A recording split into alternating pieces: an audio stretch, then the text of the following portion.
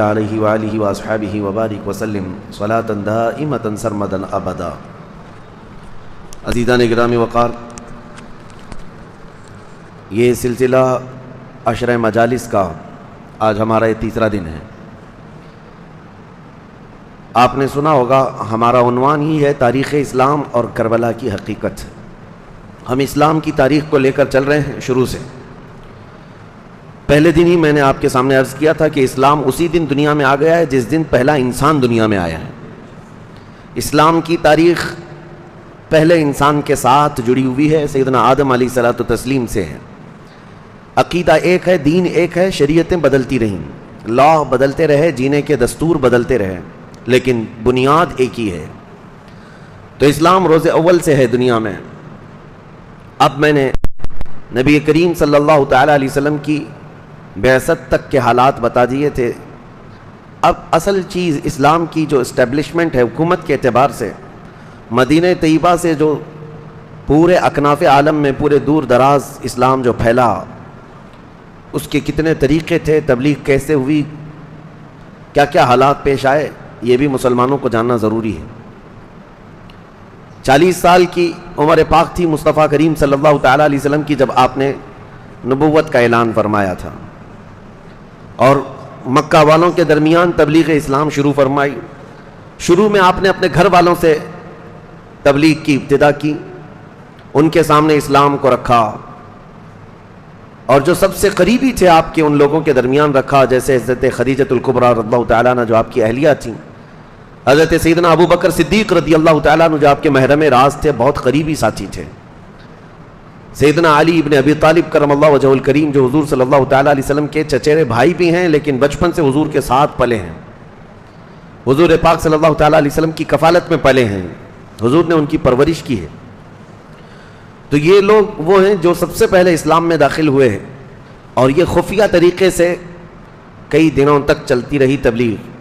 اور حضرت ابوبکر صدیق رضی اللہ تعالیٰ عنہ تو ایسے بااثر شخص تھے کہ آپ کے ایمان لانے کے بعد، آپ کے اسلام کے دامن میں وابستہ ہونے کے بعد، آپ کے اثر سے کئی ایسے صحابہ ہیں جو اسلام میں آئے۔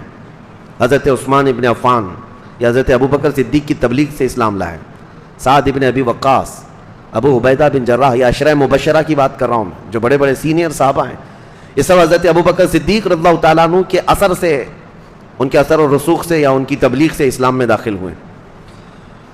تو اب اسلام کی تبلیغ کا یہ سلسلہ جیسے شروع ہوا، کفار و مشرکین کے پیٹ میں مروڑ بھی ساتھ میں شروع ہوا۔ وہ روز اول سے ہی اس کی مخالفت کرتے آ گئے، کیونکہ ان کے بتوں کی عبادت سے وہ دور جانا نہیں چاہتے تھے، اپنے آبا و اجداد کے دین پر، یعنی جو پرستش تھی اس سے دور ہٹنا نہیں چاہتے تھے۔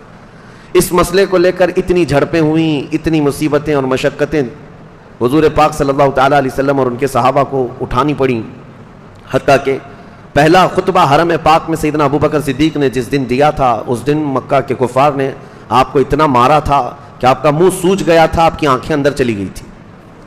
حضرت ابوبکر صدیق رضی اللہ تعالیٰ عنہ پہلا خطبہ حرم میں دینے والے ہیں، اور انہوں نے خدا کی وحدانیت کا ہی اعلان فرمایا تھا، اور رسول کریم صلی اللہ تعالیٰ علیہ وسلم کی نبوت کا اعلان کیا تھا، بس اتنی بات تھی۔ اب یہ کفار کی طرف سے آنے والے مصائب کا سلسلہ بڑھتا گیا۔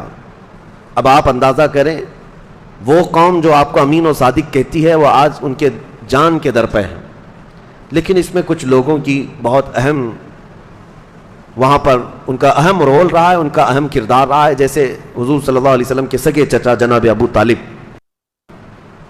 وہ سینہ سپر رہتے تھے، ڈھال بن کر کے رہتے تھے حضور صلی اللہ تعالیٰ علیہ وسلم کے ساتھ، یہاں تک کہ مکہ والے، کیونکہ وہ مکہ میں بڑے معزز تھے، ان کے باپ عبد المطلب خانہ کعبہ کے متولی رہ چکے ہیں، تو جناب ابو طالب کا بھی بڑا اہم مقام تھا، قریش خاندان میں سب سے عزت والے شخص سمجھے جاتے۔ تو مکہ کے سارے جتنے بھی یہ کیڑے مکوڑے تھے، سبوں نے آ کر کے ابو طالب سے ہی کہا تھا کہ محمد کی تم حمایت کرتے ہو، تمہاری وہ کفالت میں ہے، اس کی وجہ سے ہم انہیں ہاتھ نہیں لگاتے، ایک کام کرو، تم اعلان کر دو کہ میں محمد سے بری ہوں اور اس کے دین سے بیزار ہوں، اور اس کو ہمارے حوالے کر دو۔ جناب ابو طالب نے یہ کہا تھا، اے مکہ والو، اگر تم میرے ایک ہاتھ میں سورج لا کر رکھ دو، ایک ہاتھ میں چاند لا کر رکھ دو، تب بھی محمد میں تمہارے حوالے نہیں کروں گا۔ جناب ابو طالب اس طرح سے حمایت کے ساتھ کھڑے رہے رسول کریم صلی اللہ تعالیٰ علیہ وسلم۔ تو کفار مکہ باضابطہ طریقے سے ایذا رسانیوں میں اتنی شدت حضور صلی اللہ تعالیٰ علیہ وسلم پر براہ راست نہیں کر پاتے تھے، انڈائریکٹ دوسری جگہوں سے۔ پھر وہ وقت بھی آیا جب نبوت کا 10واں سال تھا، یعنی آپ صلی اللہ تعالیٰ علیہ وسلم کی عمر مبارک 50 سال کی تھی، اور یہ ایسا ایک وقت ہے جو آزمائشوں کی انتہا ہو گئی تھی، امتحانات بڑھ گئے تھے۔ حضور صلی اللہ تعالیٰ علیہ وسلم کا ان کافروں نے سوشل بائیکاٹ کر دیا، اعلان کر دیا، اور خانہ کعبہ کے دروازے پر پورے معاہدے ایگریمنٹ کے طور پر کچھ دستاویز لکھ کر کے لٹکا دیے گئے تھے چمڑے پر، محمد صلی اللہ تعالیٰ علیہ وسلم کے ساتھ کوئی نہ لین دین کرے گا، نہ کلام کرے گا، نہ ان سے کوئی بھی رشتہ رکھے گا، نہ ان کے پاس کوئی راشن پانی کھانا دانا کچھ جانے دے گا۔ یہ سب چیزیں کعبے کے اوپر لٹکا دی گئی تھی، اور مکہ والے اس کا لحاظ کرتے تھے۔ یہ ایسا تھا کہ صرف حضور صلی اللہ تعالیٰ علیہ وسلم، آپ کے پورے خاندان کا بائیکاٹ تھا۔ شعب ابی طالب جس کو کہا جاتا ہے، مکہ میں ایک گھاٹی، دو پہاڑوں کے بیچ میں ایک درہ ہے، وہاں پر نبی کریم صلی اللہ تعالیٰ علیہ وسلم اور آپ کے خاندان کے لوگ گزر بسر کرتے رہے۔ یہ دن 2 دن 3 دن یا 10 دن 40 دن کا بائیکاٹ نہیں تھا، مسلسل یہ بائیکاٹ 3 سال تک چلا۔ ان دنوں میں رسول کریم صلی اللہ تعالیٰ علیہ وسلم کے ہاں کھانے پینے کی اتنی قلت تھی کہ چمڑے جو مل جاتے تھے تو اس کو ابال کے کھا لیا کرتے، یہ درخت کے پتوں سے اپنے پیٹ کو سکون دے دیا کرتے تھے۔ یہ کیفیت 3 سال تک شعب ابی طالب میں چلتی رہی، اور اس کے بعد مکہ کے مشرکین میں سے ہی کچھ لوگ ایسے تھے جیسے مطعم بن عدی، اور بھی کچھ لوگ ایسے جو تھوڑے سوجھ بوجھ رکھتے تھے، وہ تنگ آ گئے تھے، اور انہوں نے کہا کہ ہم اپنے ہی لوگوں پر کتنا ظلم کر رہے ہیں۔ بڑے بڑے رؤسائے قریش اور دوسرے لوگوں کو بلا کر کے انہوں نے بات چیت کی کہ صرف ان کا جرم کیا ہے، ایک خدا کی طرف بلاتے، حالانکہ مطعم بن عدی یہ سب مسلمان نہیں تھے، وہ خود بھی کافر تھے، لیکن رحم آیا۔ انہوں نے آ کر کے مکہ والوں کے بڑے بڑے جتنے سردار تھے سب کو بلا کر کے کہا کہ ختم کرو یہ سب چیزیں، یہ بائیکاٹ کب تک چلتا رہے گا؟ عرب میں ہماری فیاضی مشہور ہے، مہمانوں کو کھلاتے ہیں اور اپنے لوگوں کو اس طرح ترساتے ہیں، یہ کیسی بات ہے؟ تو اس میں ابو جہل اور جو بڑے بڑے لوگ تھے وہ ماننے سے انکار کر گئے، لیکن مطعم بن عدی ایک دبنگ قسم کا شخص تھا، آیا مکہ مکرمہ میں اور آ کر اپنے 8-10 ساتھیوں کو لے کر خانہ کعبہ پر لٹکے ہوئے جو دستاویزات تھے ان کو نکال کر پھاڑ کر پھینک دیا۔ کہا میں اس چیز کو نہیں مانتا، اپنے ہی لوگوں کا بائیکاٹ کیا جائے اور ان کو بے آب و دانہ اس طرح سے ترسایا جائے۔ اس کے مقابلے میں آنے کی کسی کی سخت نہیں تھی، کسی کی ہمت نہیں تھی، سبوں نے مان لیا۔ پھر اس طرح سے جا کر کے یہ سوشل بائیکاٹ ختم ہوا، لیکن حضور اکرم صلی اللہ تعالیٰ علیہ وسلم کو یہ سال یعنی نبوت کا 10واں سال تھا، ایسے غم لاحق ہوئے کہ جناب ابو طالب کا اسی سال انتقال ہوا، جو شفیق و مہربان چچا رہے۔ آپ صلی اللہ تعالیٰ علیہ وسلم کو وہ 8 سال کی عمر سے لے کر کے آپ کی عمر 50 سال کی تھی، اس وقت تک ساتھ رکھتے رہے۔ تقریباً یوں سمجھ لیں 42 سال میرے آقا صلی اللہ تعالیٰ علیہ وسلم کے ان کے ساتھ گزرے۔ انتقال ہوا اور چند دن نہیں گزرے تھے کہ اسی سال حضور اکرم صلی اللہ تعالیٰ علیہ وسلم کی سب سے قریبی محبوبہ سیدہ خدیجۃ الکبریٰ کا بھی انتقال ہوا۔ آپ کی زوجہ محترمہ، آپ کی رفیقہ حیات، اور صرف رفیق شریک حیات ہی نہیں تھیں بلکہ وہ ایسی انیس اور ایسی حوصلہ دینے والی خاتون جیسے کل میں نے ذکر کیا تھا، ان کا انتقال نبی کریم صلی اللہ تعالیٰ علیہ وسلم کے لیے غموں کا سال تھا، اسی لیے اس سال کا نام ہی عام الحزن رکھ دیا گیا۔ یہ میں آپ کو بتا رہا ہوں، اسلام کے اس ہرے بھرے باغ کو پوری دنیا میں لہلہانے کے لیے جو چیزیں پیش آئی ہیں وہ ہلکی پھلکی نہیں ہیں عزیزو۔ تمہیں ایسا لگتا ہوگا کہ میرے باپ مسلمان، میرے دادا مسلمان، میرے گھر میں تو اسلام بچپن سے آیا ہوا ہے، اتنی آسانی سے پھولوں کی سیج پر سج کر نہیں آیا ہے، اس لیے مجھے تمہیں تاریخ بتانی پڑی، اور میں نے اس ٹاپک کو اس لیے چوز بھی کیا ہے کہ تمہیں پتا ہو کہ یہ لہلہاتا ہوا باغیچہ جس کو آج طوفانوں کا مقابلہ کرنا ہو رہا ہے، آج یہ بھی ظالموں کے پہنچائے ہوئے تھپیڑوں کو مقابلہ کر رہا ہے، یہ اسلام کا اتنا بھرا باغیچہ کس طرح سے دنیا میں قائم ہوا اور کیسے لہلہاتا ہوا اپنی خوشبوئیں پوری دنیا میں بکھیرتا رہا، اس کی تاریخ ابتدا تو کیا ہے؟ اس کی ابتدائی تاریخ یہی ہے، نبی کریم صلی اللہ تعالیٰ علیہ وسلم نے بڑی مشقتیں برداشت کی 10 سال تک۔ اب حالات ایسے تھے کہ پھر وہی ٹولہ جنہوں نے وہ دستاویزات پھاڑ کر پھینک دیے تھے کعبے سے، حضور صلی اللہ تعالیٰ علیہ وسلم کا بائیکاٹ ختم کیا تھا، ان کو پھر سے رحم آیا، انہوں نے دیکھا کہ محمد عربی صلی اللہ تعالیٰ علیہ وسلم ایک دن رکتے نہیں ہیں، لوگوں کو تبلیغ کرتے ہی رہتے ہیں، بلاتے ہی رہتے ہیں. ایک شخص تھا یہی مطعم بن عدی، اس نے حضور صلی اللہ تعالیٰ علیہ وسلم سے کہا میں آپ کو امان دیتا ہوں، اور حرم میں آ کر کے اس نے اعلان کیا آج سے محمد صلی اللہ تعالیٰ علیہ وسلم میری امان میں ہے، جو کوئی ان کو ہاتھ لگائے گا گویا کہ وہ مجھے ہاتھ لگا رہا ہے، میں اس کے مقابلے کے لیے تیار ہوں. کافر تھا. نبی کریم صلی اللہ تعالیٰ علیہ وسلم نے اس کی پرواہ نہ کی، اور جیسے ہی اس نے اعلان کیا حضور صلی اللہ تعالیٰ علیہ وسلم نے تبلیغ اسلام کا یہ کام اور تیزی سے شروع فرمایا. یہاں تک کہ حج کے لیے جو قافلے آتے تھے سال میں ایک مرتبہ، حج ایسا نہیں ہے کہ صرف یہ اسلام میں فرض رہا، آدم علیہ السلام سے حج چلتا رہا ہے. ہر زمانے میں ہر نبی کے دور میں لوگ حج کے لیے آتے رہے، ارکان الگ ہوتے رہے، مناسک حج جو ہے الگ الگ ہوتے رہے، لیکن حج کے لیے لوگ آتے تھے. جتنے لوگ آتے تھے ان کے درمیان حضور صلی اللہ تعالیٰ علیہ وسلم اسلام کو رکھتے، اس کی اچھائیاں بتاتے، لوگ متاثر ہوتے. ایک سالانہ بازار لگتا تھا اوکاز میلہ جس کو کہتے ہیں، اس میلے میں خود رسول کریم صلی اللہ علیہ وسلم تشریف لے جاتے اور وہاں اسلام کو رکھتے تھے. جو لوگ دور دراز سے وہاں پر جیسے ایگزیبیشن ہوتا ہے، اوکاز کے میلے میں حضور صلی اللہ تعالیٰ علیہ وسلم دعوت اسلام پیش کرتے تھے.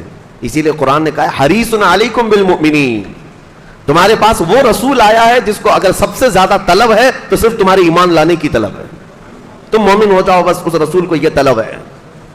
اوکاز میں حج کے موسم میں حضور صلی اللہ تعالیٰ علیہ وسلم جب تبلیغ فرماتے، مکہ والوں کی تکلیف دن بدن بڑھتی چلی گئی، اور انہوں نے نئے نئے طریقے اپنائے. حضرت بلال حبشی کو جو کیا اور دیگر صحابہ کو جو کیا، یہ سب دیکھ کر کے مطعم بن عدی اور جبیر، یہ وہ لوگ ہیں جو وہ ٹولہ جنہوں نے دستاویزات پھاڑ دیے تھے، آئے، کہا کہ ایک کام کرتے ہیں، محمد صلی اللہ تعالیٰ علیہ وسلم جو اتنا کر رہے ہیں، ظاہر سی بات ہے اتنی محنت کون کرتا ہے، چاہے تو وہ حکومت حاصل کرنا، یا تو حکومت حاصل کرنا چاہ رہا ہوگا، یا بادشاہ بننا چاہ رہا ہے، یا پھر کوئی نہ کوئی عہدہ، یا پھر بہت زیادہ اگر کچھ نہ ہو تو مال و دولت حاصل کرنا چاہتا ہوگا، یا خوبصورت لڑکی. محنت آدمی اس لیے لوگوں کے ذہن و دماغ میں یہی ہوتا ہے، بہت زیادہ اگر کوئی انفلوئنس پیدا کر رہا ہے لوگوں کے اندر تو لوگ آج یہی کہتے ہیں. عزیزان گرامی، آج تک یہ لوگوں کا نظریہ رہا ہی ہے کہ اگر ہماری مقبولیت بڑھتی گئی، اگر لوگ ہم کو زیادہ سننے لگ گئے، مجمع بڑھنے لگ گیا، تو لوگ کہتے ہیں شاید اگلے مہینے میں یہ MLA کے لیے اترنے والے ہیں.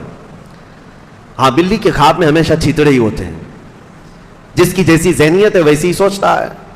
تو یہ مکہ کے ان کفار اور مشرکین کی ایک جماعت یہ سوچ کر کے گئی اگر محمد صلی اللہ تعالیٰ علیہ وسلم ان تمام خواہشوں کے لیے کر رہے ہیں تو ایک کام کرتے ہیں، ہم پورے جماعت کے ساتھ جا کر کے ان سے بات کرتے ہیں. تو لوگوں نے کہا نہیں، ہم میں سے جو سب سے عزت والا عمر دراز شخص ہے اس کو بھیجتے ہیں. تو عتبہ اس وقت حضور صلی اللہ تعالیٰ علیہ وسلم کے پاس آیا، جو ان لوگوں میں بڑا مشہور تھا، عزت والا، پیسے والا، مال والا، بہت کچھ تھا. عتبہ آیا حضور پاک صلی اللہ تعالیٰ علیہ وسلم کے پاس آ کر اس نے کہا اے محمد، آپ اتنی مشقتیں، اتنی مصیبتیں برداشت کرتے ہیں اور پھر بھی اپنے مشن پر لگے ہوئے ہیں، ہو سکتا ہے آپ کو کوئی لڑکی پسند ہو خوبصورت، ہم عرب کی سب سے حسین عورت آپ کے حوالے کر دیں گے، آپ بولو. یہاں اگر مال و دولت کی بات ہے تو ہم سارے مکہ والے مل کر کے آپ کو مال و دولت جمع کر دیں گے، یا پھر اگر آپ کو حکمرانی کا شوق ہے تو میں اعلان کر دیتا ہوں کہ آپ ہمارے حکمران ہیں، لیکن یہ دین کے معاملات یہ سب چھوڑ دو، یہ ہمارے خداؤں کو چھیڑنا چھوڑ دو، یہ سب چیزیں چھوڑ دو. نبی کریم صلی اللہ تعالیٰ علیہ وسلم نے عتبہ کے بیان میں جواب میں کوئی بات نہیں فرمائی، بلکہ قرآن عظیم کی آیتیں تلاوت کرنا شروع فرمایا. وہ آیتیں جو رب العالمین نے خود اپنے حبیب پر اتاری ہیں. عزیزان گرامی اوقات 14 صدیوں بعد آج کسی قاری قرآن سے اچھی آواز میں جب ہم قرآن کی تلاوت سنتے ہیں تو مست ہو جاتے ہیں، اور جس پر خود قرآن اترا ہے اور رب العالمین کا وہ محبوب رسول جو سید المرسلین ہے، اس کی زبان سے جب قرآن کی آیتیں نکل رہی ہوں گی تو کیا اثر رکھتی ہوں گی. وہ جو عتبہ یہ ساری چیزیں لے کر کے آیا تھا، اس کے رونگٹے کھڑے ہو گئے، یہاں تک کہ بدن میں کپکپی طاری ہو گئی، اور تھوڑی دیر تک رک نہ سکا، فوراً بھاگتا ہوا آیا، اپنی جماعت سے کہنے لگا اے لوگو ادھر آؤ، میں جہاں جا کر کے آ رہا ہوں اور ان سے جو کلام سن کر کے آ رہا ہوں، یقین جانو میں قسم کھا کر کہتا ہوں نہ وہ شاعری ہے نہ وہ جادوگری ہے، بلکہ وہ ایک ایسا کلام ہے، میں نے اپنی زندگی میں ایسا کلام کبھی سنا نہیں ہے. سننے کو جی چاہتا ہے، طبیعت مائل ہو جاتی ہے، اور اگر اور تھوڑی دیر میں رکتا تو محمد عربی کے غلاموں میں شامل ہو جاتا. لوگوں نے کہا عتبہ تمہیں کیا ہو گیا، تم مکہ کے سرداروں میں سے ہو، تمہیں کیا ہو گیا؟ اس نے کہا مجھے پتہ نہیں ہے، لیکن اس کلام میں جو حلاوت اور شیرینی ہے میں نے بڑے بڑے شاعروں کی زبان میں بھی نہیں دیکھی ہے، کہیں میں نے یہ کلام نہیں سنا ہے. اس کے بعد اس نے کہا میں نے سارے آفرز رکھ دیے, ہماری جانب سے جو کچھ بھی پیشکش تھی سب رکھ دیا. اے لوگوں, اے میرے مکہ کے ساتھیوں, میرا دل کھل کر کے سامنے آ گیا ہے کہ محمد صلی اللہ تعالیٰ علیہ وسلم نہ حسن کے لیے کھڑے ہیں, نہ دولت کے لیے کھڑے ہیں, نہ حکمرانی کے لیے کھڑے ہیں, وہ کچھ اور ہی چاہتے ہیں. لوگوں نے کہا کہ پھر اور کیا چاہتے ہیں؟ کہا یہ تو ہمیں بھی نہیں سمجھ میں آتا. وہ غربت پسند کرتے ہیں, ہلکے کھانے بھی پسند کرتے ہیں, یعنی عام سے سادہ لباس میں رہنا, سادہ غذا کھانا پسند کرتے ہیں. نہ حکمرانی پسند ہے, نہ حسن و جمال, نہ ماں دولت و مال. پھر لوگوں نے پوچھا ان کی خواہش کیا ہے؟ تو کہا ان کی خواہش صرف یہ ہے کہ جو دین وہ لے کر کے آئے ہیں وہ پوری دنیا میں غالب آ کر کے رہے. عزیزان گرامی, میں نے خطبے کے بعد وہی آیت آج تلاوت کی ہے. میرا مولا فرماتا ہے هو الذی ارسل رسولہ بالہدی ودین الحق لیظہرہ علی الدین کلہ. اللہ فرماتا ہے وہ اللہ ہے جس نے اپنے رسول کو دین حق کے ساتھ بھیجا ہے, دین حق اور ہدایت کے ساتھ بھیجا ہے. کس لیے بھیجا ہے؟ خود مولا فرماتا ہے تاکہ اس کا دین پوری دنیا میں غالب آ جائے. رسول کس لیے آئے ہیں؟ پوری دنیا میں دین کو غالب کرنے کے لیے آئے ہیں. اب یہاں پر رک کر کے میں تاریخ میں پھر واپس جاؤں گا. آج کی سچویشن کے اعتبار سے آپ کو کہوں گا, اب تک اس آیت پر پورا عمل نہیں ہو سکا. پوری دنیا میں دین غالب آنا ہے. حضور پاک صلی اللہ تعالیٰ علیہ وسلم نے پوری کوششیں فرمائی, صحابہ نے کی, تابعین نے کی, اولیاء کاملین نے کی. یہ سلسلہ تبلیغ کا چلتا آ رہا ہے اور اسلام کا غلبہ ہونا ہے. 14 صدیوں میں ہو سکتا ہے کبھی 2 بر اعظم پر, کبھی 3 بر اعظم پر دنیا میں حکومتیں قائم ہوئی اسلامی, کبھی کبھی 50 سے زیادہ کنٹری, آج بھی 57 کنٹریز بنام اگرچہ مسلمانوں کی ہیں, حکومت اسلام کی کہی جاتی ہے, لیکن اس کو بھی غلبہ ہم نہیں کہہ رہے. غلبہ اس وقت ہوگا جب پوری دنیا کے ہر خطے سے آواز آئے گی لا الہ الا اللہ محمد رسول اللہ. اور آپ اس کو یہ نہ سمجھیں کہ یہ صرف لفاظی ہے, یہ میں قرآن کی بات کر رہا ہوں.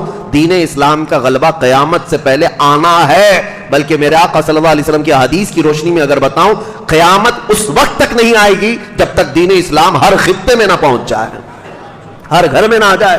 وہ دور آئے گا, وہ امام مہدی کا دور ہوگا, جب اسلام پوری دنیا میں غالب آ کر رہے گا. کوئی دوسرا دین, کوئی دوسرا فرقہ, کوئی دوسری جماعت نہیں ہوگی, بلکہ میرا تو یہ وجدان ہے, فرقے دیگر مذاہب ادیان تو چھوڑو, پوری دنیا میں انشاءاللہ العزیز جو بھی ہوگا وہ سنی صحیح العقیدہ, بلکہ ہر آدمی یہ کہنے والا ہوگا لبیک یا رسول اللہ.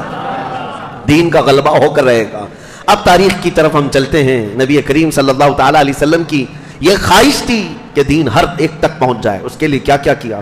اب یہ غموں کا سال گزرا تھا کہ نبی کریم صلی اللہ تعالیٰ علیہ وسلم نے جب محسوس فرمایا 10 سال کی تبلیغ میں مکہ میں 40-50 سے زیادہ لوگ اسلام نہیں لائے, لیکن باہر والے جو آتے تھے وہ متاثر ہوتے تھے. تو سب سے پہلے مدینے سے 6 لوگ آئے تھے. مدینے کا پرانا نام یثرب تھا. تاریخ میں یہ بات جاننا ضروری ہے کیونکہ ہمارا مرکز ہے جہاں سے اسلام کی نشو نما ہوئی. پوری دنیا کو انقلاب لانے والی جو زمین ہے, ریولوشن لانے والی جو زمین ہے. ایک ڈاکٹر جوزف ایڈم, یہ ایک بہت بڑا سائنٹسٹ بھی ہے, دانشور بھی ہے. اس نے ایک تحریر لکھی ہے. اس نے کہا ہے کہ آج دنیا اس بات سے ڈر رہی ہے کہ کہیں عربوں کے ہاتھ میں نیوکلیئر ہتھیار نہ پہنچ جائے, یعنی نیوکلیائی ہتھیار جو ہیں یہ عربوں کے ہاتھ میں پہنچ نہ جائیں, نہیں تو پوری دنیا کی نیند حرام کر دیں گے. اور اسی لیے ان کو کسی کو نیوکلیئر نہیں بنایا گیا, یا جیسے بھی ہے. تو اس نے ڈاکٹر جوزف ایڈم نے کہا, مسلمان تو نہیں ہے, نام سے بھی آپ کو لگتا ہوگا, اس نے کہا یہ جو ڈرے سہمے ہوئے لوگ ہیں کہ عربوں کے ہاتھ میں نیوکلیئر نہ پہنچ جائے, یہ بیوقوف ہیں, ان کو پتہ نہیں. عربوں کو ہاتھ میں آج پہنچنے کی بات تم کر رہے ہو, 1400 سال پہلے ہی نیوکلیئر کے طور پر پوری دنیا میں اسلام کا حملہ ہو ہی چکا تھا. وہ اس کو کہتا ہے مدینے سے نکلا ہوا انقلاب یہ نیوکلیئر سے کم کا نہیں تھا, اگرچہ دشمنوں کی زبان سے ہے. وہ کہتے ہیں وہ وجہ کیا ہے؟ وہ کہتا ہے کہ جہاں پر یہ نیوکلیئر اس کا اثر پڑتا ہے وہ ہمیشہ کے لیے زمین پر اثر ہو جاتا ہے. کہا ہم نے دیکھا ہے کہ ریولوشن اسلام کا جو مدینے سے آیا ہے دنیا میں, وہ آج تک ٹھنڈا ہونے کا نام نہیں لیتا, اس کا اثر بڑھتا ہی چلا جا رہا ہے. تو یہ انقلاب جس زمین سے آیا اس زمین کا جغرافیہ جاننا ضروری تو ہے. یثرب بیماریوں کا ایک مرکز, لوگ وہاں پر زیادہ جانا پسند نہیں کرتے. وہاں کے رہنے والے جو باشندے تھے پرانے, یہ میرے آقا صلی اللہ تعالیٰ علیہ وسلم کے قدمائے ناز ہیں کہ یثرب میں پڑھے تو اس کو طابہ, طیبہ اور مدینۃ المنورہ بنا. حضور کے قدموں کی برکت ہے. بلکہ جہاں جانے والے بیمار ہو کر کے آتے تھے، اب حال یہ ہے کہ بیمار وہاں جا کر شفا لے کر آتے ہیں۔ میرے آقا نے فرمایا غبار المدینہ فیہ شفاء، مدینے کی اڑنے والی دھول مٹی میں بھی شفا ہے۔ ہاں، مدینے سے جو صحابہ گھوڑ سواری کرتے یا گھوڑے پر دوڑ کر کے نکلتے تو گھوڑے جب دوڑتے تھے تو ٹاپ کے نیچے سے دھول اڑتی تھی، اور دھول جو چہروں پر آتی، فرمایا گیا کہ وہ دھول کو صاف نہ کرو، دنیا میں کہیں پر بھی جائیں تو دھول مٹی اپنے چہرے سے ہم پوچھتے ہیں، مدینے کی مٹی کے لیے کہا مت صاف کرو، اس لیے کہ وہ تمہارے جسموں کی دوا بھی ہے، شفا بھی ہے، شفا ہے۔ وادی بطحان آج بھی وہ علاقہ ہے جہاں خاکے شفا جس کو مشہور کا سارے لوگوں میں مشہور ہے، ایک مٹی مدینے کی وادی بطحان، وہاں کے لوگوں کے جسموں میں کھجلی تھی، تو انہوں نے عرض کیا تھا حضور صلی اللہ تعالیٰ علیہ وسلم سے، حضور نے فرمایا تھا یہاں کی مٹی لے کر جسموں میں لگا لو، انہوں نے لگایا، زندگی بھر کے لیے ان کو شفا مل گئی۔ آج تک وہاں سے جو تبرکات کے قائل ہیں وہ تمام اہل عقیدت اہل محبت اس مٹی کو عقیدت سے اٹھا لاتے ہیں۔ ہمارا تو یہ ماننا ہے کہ وہ ایک خاص علاقہ ہے جہاں سے مٹی لاتے ہیں لوگ، لیکن ہم تو یہ مانتے ہیں کہ حضور کا پورا مدینہ دارالشفا ہے، پورا مدینہ دارالشفا ہے۔ اب رہی بات وہ دوسرے لوگوں کی، ان کو کیا ہے، اللہ ہدایت عطا فرمائے، یہ دلیلیں ڈھونڈتے رہ جائیں گے کہ یہ کہاں ہے وہ کہاں ہے۔ ان ظالموں کو ابھی دلیلوں میں الجھنے کی ہی اللہ تبارک و تعالیٰ نے کیسی زندگی دی ہے ان کو کہ یہ مندروں کو دیکھنے کے لیے عرب سے یہاں آ رہے ہیں، اور پھر ہمارے مدینے میں اٹھانے والی مٹی پر اعتراض کرتے ہیں کہ تم لوگ تو قبر پجوے ہو، شرک کرتے ہو، بدعت کرتے ہو۔ ہم تو کہتے ہیں تمہارے لیے یہ ساری مندریں مبارک، ہمارے لیے میرے آقا کے قدموں سے لگی مٹی مبارک، تم اپنے اپنے نصیبے کی بات ہے۔ اب یہ یثرب سے 6 لوگ آئے تھے حج کے دوران، نبی پاک صلی اللہ تعالیٰ علیہ وسلم نے ان کے سامنے اسلام رکھا۔ مدینے کے والوں کی ایک اور طبیعت میں بتا دوں کہ پورے عرب آپ گھوم کر کے دیکھ لیں، 14 صدیاں گزر گئی، آج بھی جدہ میں جاؤ، ریاض میں جاؤ، طائف میں جاؤ، دمام میں جاؤ، کہیں پر بھی مکہ میں جاؤ، لوگوں سے بات چیت، ہمارے سب جگہ کے لوگوں سے بات چیت ہے، لیکن سب عرب کے لوگ خود بھی کہیں گے اہل المدینہ ارق قلوبا، سارے عرب یہ کہتے ہیں مدینے کے لوگ بہت نرم دل ہوتے ہیں، آج بات کرنے میں بھی ان کے ہاں بڑی متانت ہے، سنجیدگی ہے، وہ اجنبی لوگوں سے بھی چھیڑ چھاڑ نہیں کرتے۔ بہت سارے سعودیوں کی بد مزاجی سے لوگ تنگ آ کر کے واپس آ جاتے ہیں، اور جانتے ہیں عربوں کی بد مزاجی کیسی، اکھڑ دماغ کے بدو لوگ، لیکن مدینے والے اس طرح نہیں کرتے۔ ایک حیرت کی بات میں بتاؤں اب کے سفر کی، ابھی حج کے سفر سے میں آیا، بہت میرے رونگٹے کھڑی کر دی ایک بات، ایک پاکستانی شخص ہے، وہ آیا تھا اپنے گاؤں سے، ویزا لگا کر کے آیا ہے مدینے کا، اللہ کرے کہ ہماری زندگی میں ایسی نوکری مل جائے۔ میرے مرشد گرامی حضور تاج الشریعہ رحمۃ اللہ تعالیٰ علیہ فرماتے بلحوث سن، سیم و زر کی بندگی اچھی نہیں، ان کے در کی بھیک اچھی، سروری اچھی نہیں۔ جو یہاں کا فقیر بھی ہو گیا وہ بادشاہ سے کم نہیں ہے۔ پاکستانی شخص تھا، آیا کام کاج کے لیے مدینہ طیبہ میں، آنے کے بعد جو کفیل ہوتا ہے، کفیل کا جو عرب ہوتا ہے اسپانسر، جس کے ذریعے سے ویزا ملتا ہے کمپنی کو، یعنی گورنمنٹ کو، وہ یہ ذمہ داری دیتا ہے کہ یہ شخص میری کفالت میں ذمہ داری میں ہے، میں نے اس کو بلایا، یہ کفیل کا سسٹم وہاں پر ہے، اسپانسر۔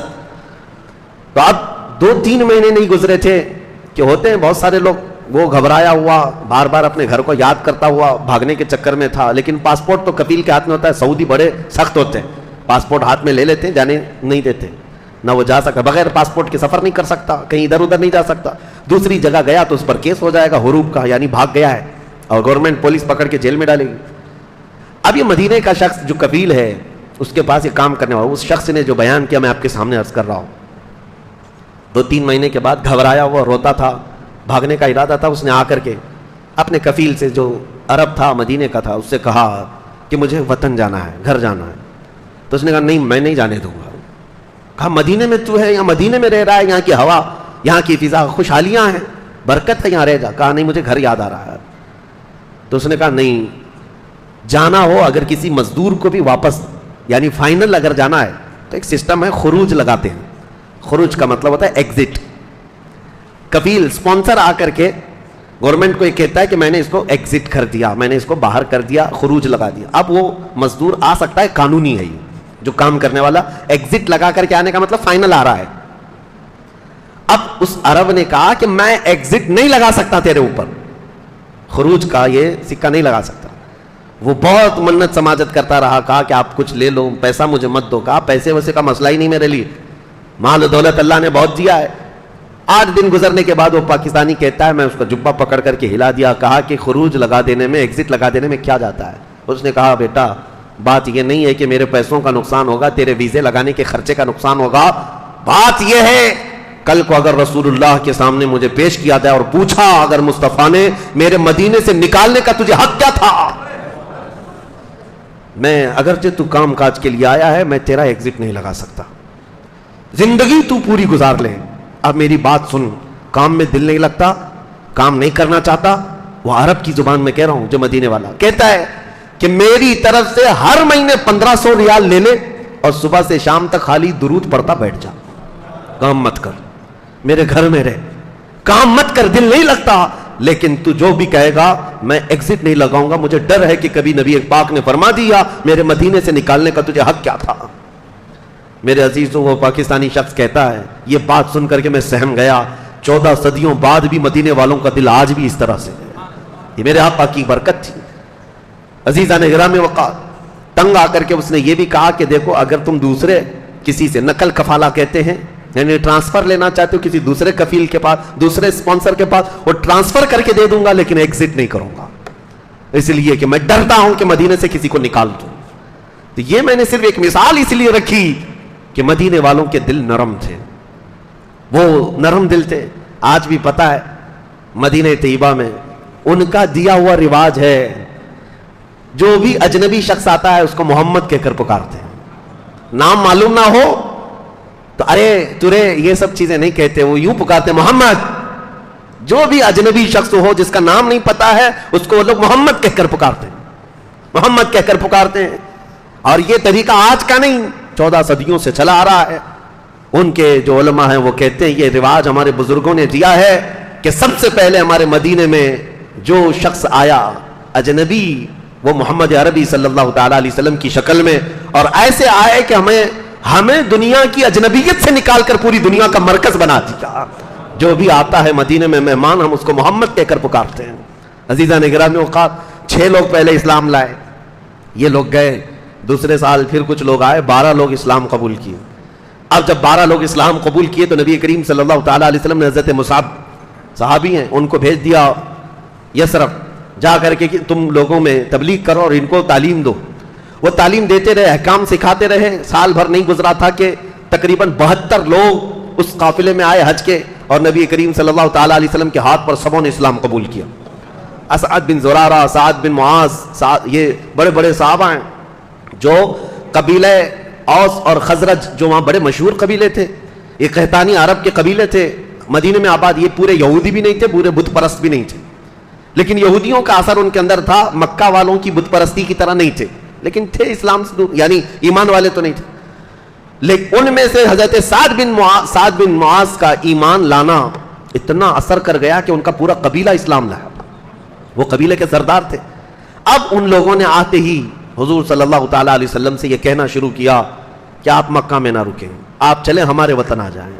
یہ مدینے والوں کی ریکویسٹ تھی حضور صلی اللہ علیہ وسلم, اور یہ اصرار بڑھتا گیا. جانتے ہو سعد بن معاذ وہ صحابی ہیں جو مدینے میں پورے انصار کے سردار ہیں, سید الاوس کہا جاتا ہے ان کو, اوس قبیلے کے سردار تھے. اس کے باوجود ان کی ایک ادا میں بتاؤں, وہ مدینے میں رہ کر کے پتے کھا رہے تھے اور چمڑے ابال کر کھا رہے تھے.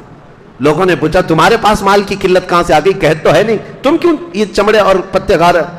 کہا میں نے سنا ہے کہ مکہ والوں نے میرے مصطفیٰ کا سوشل بائیکاٹ کیا ہے, اور حضور صلی اللہ علیہ وسلم شعب ابی طالب میں گھاٹیوں میں پتے کھا رہے ہیں اور چمڑے کھا رہے ہیں, تو مجھے یہ گوارا نہیں کرتا کہ میں مدینے میں کھجوریں کھاؤں. میں یہاں رہ کر کے وہی کھاؤں گا جو میرے آقا کھا رہے ہیں.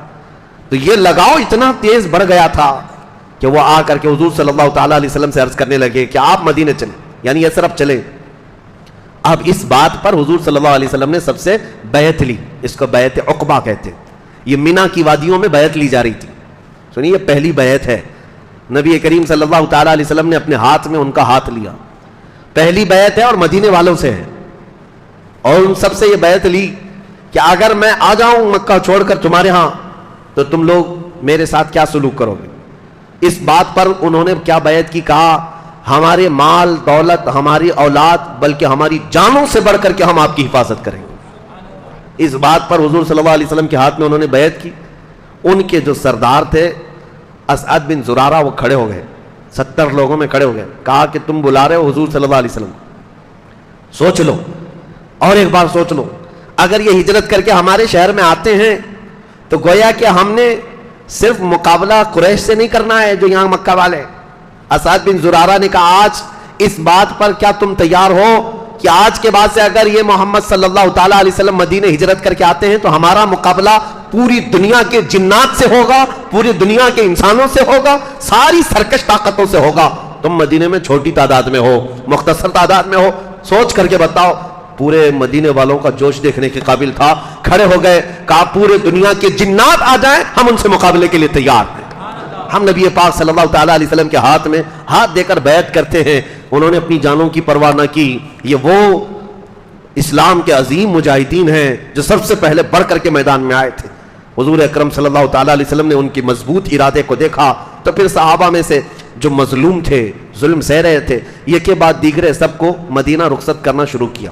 حضور اپنی ہجرت سے پہلے مکہ میں سے بہت سارے صحابہ حضور صلی اللہ علیہ وسلم سے پہلے ہی ہجرت شروع کر چکے تھے، سب مدینے جا رہے تھے۔ مکہ والوں میں کھلبلی مچ گئی، کہا کہ یہ سب چھوڑ کر کے جا رہے ہیں، کیا حال ہے ان کا، وہاں جا کر کے یہ سب جمع ہو جائیں گے۔ اس کے لیے اب مکہ والوں کی تکلیف اور ان کے پیٹ کا مروڑ اتنا بڑھنے لگ گیا کہ چند صحابہ مکہ میں رہ گئے، ان میں سے حضرت ابوبکر، حضرت علی اور دو چند صحابہ اور حضور صلی اللہ علیہ وسلم، باقی سب ہجرت کرتے کرتے چلے گئے۔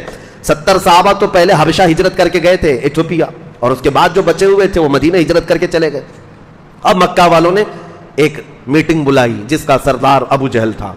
وہ میٹنگ ندوہ ایک جگہ تھی جہاں پر سب مشورے ہوا کرتے تھے، جیسے کہ کل میں نے بتایا تھا دار الندوہ، ایک وہ جگہ جو ان کی پارلیمنٹ تھی اس کا نام ندوہ تھا۔ وہ پارلیمنٹ میں مشورے ہوتے تھے، اس میں مشورہ یہ کیا جا رہا تھا کہ اس محمد صلی اللہ علیہ وسلم کا کیا کیا جائے۔ تقریباً 12 قبیلے اس میں شریک ہوئے تھے مکہ کے، سب کی رائے اس بات پر متفق ہو گئی، بلکہ اس کی طویل حدیث ہے، لمبی حدیث ہے۔ اس میں ایک بزرگ شخص کی حیثیت سے کوئی شخص آیا، سفید لباس، اونچے قد والا، آ کر کے بیٹھ گیا۔ وہ 12 قبیلے کے سردار بیٹھے ہوئے تھے، کہا کہ میں آؤں تمہیں کچھ مشورہ دوں۔ لوگوں نے پوچھا ہم تو آپ کو جانتے نہیں، مکہ میں رہتے نہیں، وہ کہاں سے آیا؟ کہا میں نجد سے آیا ہوں، نجدی ہوں۔ تو نجد سے آیا ہے، یہ شیخ آ کر کے بیٹھا، یہ کوئی شیخ نہیں تھا، یہ ابلیس ملعون تھا، شیطان رجیم تھا۔ حیرت کی بات ہے، عجیب اتفاق ہے، جہاں میٹنگ ہو رہی وہ ندوہ ہے اور مشورہ دینے کے لیے آیا ہے وہ نجدی ہے، مشورہ دینے کے لیے نجدی آیا ہوا ہے۔ سب سے اس نے کیا مشورہ دیا کہ دیکھو تم میں سے کوئی ایک بھی محمد صلی اللہ تعالیٰ علیہ وسلم کا قتل کرے گا تو قریش جو ہے نا بدلے میں تمہارے کسی شخص کا قتل کریں گے۔ وہاں ایسا ہی سسٹم تھا، ایک خاندان کے آدمی کو قتل کیا گیا تو پورا خاندان اس خاندان کا قتل کرتا، اس کے ایک آدمی کا قتل کرتا، یہ سسٹم تھا۔ تو اس نے کہا ایک کام کرو، مکہ کے ہر خاندان کا ایک ایک آدمی تیار کرو اور سب کے ہاتھوں میں تلوار دو اور سارے لوگ مل کر کے محمد صلی اللہ علیہ وسلم کا قتل کرو، تاکہ سارے لوگ جب قاتل ہوں گے تو قریش ایک خاندان رہ جائے گا اور سارے قبیلوں سے وہ کیسے بدلہ لے سکتے ہیں۔ سبوں نے کہا بہت اچھا مشورہ دیا، ابلیس ایسا ہی مشورہ دے سکتا تھا۔ سب اس کی رائے پر متفق ہوئے اور سب قبیلوں میں سے ایک ایک بہادر شخص کو کھڑا کیے تلوار دے کر کے۔ اب یہ وقت تھا ٹرننگ پوائنٹ جس کو کہیں، نبی پاک صلی اللہ تعالیٰ علیہ وسلم کے گھر کے باہر سارے ظالم کھڑے ہو گئے تلوار سونتے ہوئے، رات کا انتظار کر رہے تھے کہ رات کے اندھیریاں چھا جائیں تو گھر میں داخل ہو کر کے یہ ہر ایک آدمی تلوار سے حملہ کرے، ایک بار خاتمہ کر دیں۔ اب دین کا معاملہ بھی نہ رہے گا اور نہ ہی حضور صلی اللہ تعالیٰ علیہ وسلم کی تبلیغ کا معاملہ۔ لیکن یہ وہی رات ہے جس رات مولا کریم نے اپنے حبیب کو حکم فرمایا کہ اے رسول پاک صلی اللہ تعالیٰ علیہ وسلم آپ اس مکہ سے ہجرت کر کے مدینہ تشریف لے جائیں۔ حضور چاہتے تو پہلے ہی چلے جاتے لیکن اللہ کے حکم کا انتظار کر رہے تھے۔ حضور صلی اللہ تعالیٰ علیہ وسلم اس دن اٹھے، حضرت علی کو اپنے بستر پر سلایا، امانتیں سپرد کر دی مکہ والوں کی، کہا صبح یہ دے کر کے تم بھی مدینہ چلے آنا۔ رات کے وقت اپنے گھر سے نکل رہے سورہ یاسین کی تلاوت کرتے ہوئے ہاتھ میں مٹی کے کنکریاں کچلیں اور ان کافروں کے منہ کی طرف پھینک دیا، سب اندھے ہو گئے، کوئی دیکھ نہ سکا۔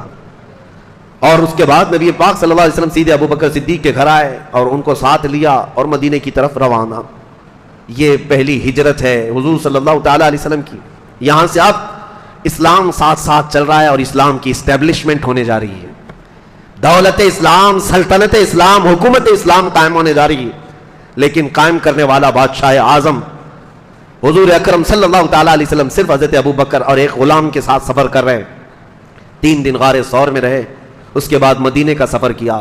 تقریباً 9 دن کے بعد نبی پاک صلی اللہ تعالیٰ علیہ وسلم کا ورود مسعود ہوا مدینے کی ان خوش بہار گلیوں میں، جو آج جہاں پر مسجد قباء ہے وہاں پر حضور صلی اللہ تعالیٰ علیہ وسلم نے اپنا نزول اجلال فرمایا۔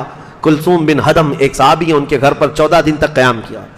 یہ مدینے سے باہر ہے، 5 کلومیٹر باہر تھا قباء، وہاں پر حضور صلی اللہ علیہ وسلم نے اپنے ہاتھوں سے مسجد بنائی، جو مسجد قباء، اسلام کی سب سے پہلی مسجد۔ اور یہاں مدینے سے انصار کو جب پتہ چلا، جوق در جوق آنے لگے اور حضور کے ہاتھ پر بیعت کرنے لگے، اسلام قبول کیا۔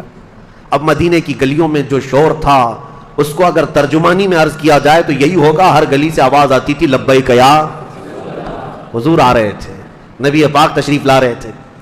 فرق یہ تھا کہ مدینے والوں کے دلوں میں ایمان راسخ تھا، وہ حضور کا استقبال کر رہے تھے۔ 14 دنوں کے بعد حضور اکرم صلی اللہ تعالیٰ علیہ وسلم، دیکھیں انتظار کیسا تھا میں آپ کو بتاؤں، صرف ایک جھلک دکھا دیتا ہوں۔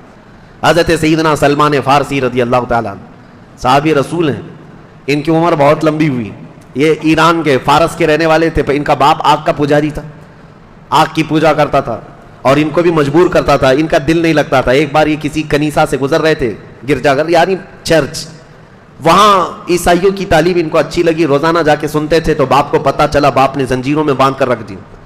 پھر موقع پا کر کے ایک دن زنجیریں توڑ کر کے نکل گئے اور عیسائی پادری کے پاس آیا، کہا مجھے عیسائی بنا لو، اور اس پادری نے ان کو لے کر کے ملک شام کا سفر کیا اور وہاں پر ان کو رکھا۔ برسوں تک وہ عیسائی تعلیمات حاصل کرتے رہے، لیکن سلمان فارسی کہتے ہیں جو عیسائی بڑا راہب ہوتا تھا وہ مجھے یہی بتاتا تھا کہ اب عیسائی مذہب بھی ختم ہونے کو آ گیا، چند ہی لوگ باقی رہ گئے ہیں، لیکن تمہارے زمانے میں انتظار کرنا، آخری نبی آ سکتے ہیں۔ ہر کوئی کہتا تھا آخری نبی، علامات بتاتے تھے۔ تو وہ کبھی حمص سے، حلب سے لے کر عراق، موصل سفر کرتے رہے، بہت سال بتائے، اور اس کے بعد ایک عرب سے کوئی شخص آیا تھا اور وہ کھجوروں کا تاجر تھا، اس سے پوچھا کہ ایسا شہر کھجوروں کے جھنڈ کا پہاڑیوں کے درمیان میں آباد ہے، وہاں کی ہریالیاں ہیں، تم جانتے ہو؟ اس نے کہا میں اسی شہر کا رہنے والا ہوں۔ سلمان فارسی نے کہا کیا مجھے وہ شہر لے جاؤ گے؟ کیونکہ پرانی کتابوں میں یہ شہر مدینہ طیبہ کی خصوصیات لکھی ہوئی تھی۔ حضرت سلمان فارسی کو شوق تھا، اور وہ عرب یہودی آیا، سلمان فارسی سے کہا میں تمہیں اس شہر لے جاتا ہوں۔ لے کر کے آیا، لیکن آ کر کے اس نے اعلان کیا میرا غلام ہے، اور بازار میں بیچ دیا۔ غلامی کا دور تھا۔ ایک یہودی نے خرید لیا سلمان فارسی کو، باغیچے میں کام کرتے تھے کھجوروں کے۔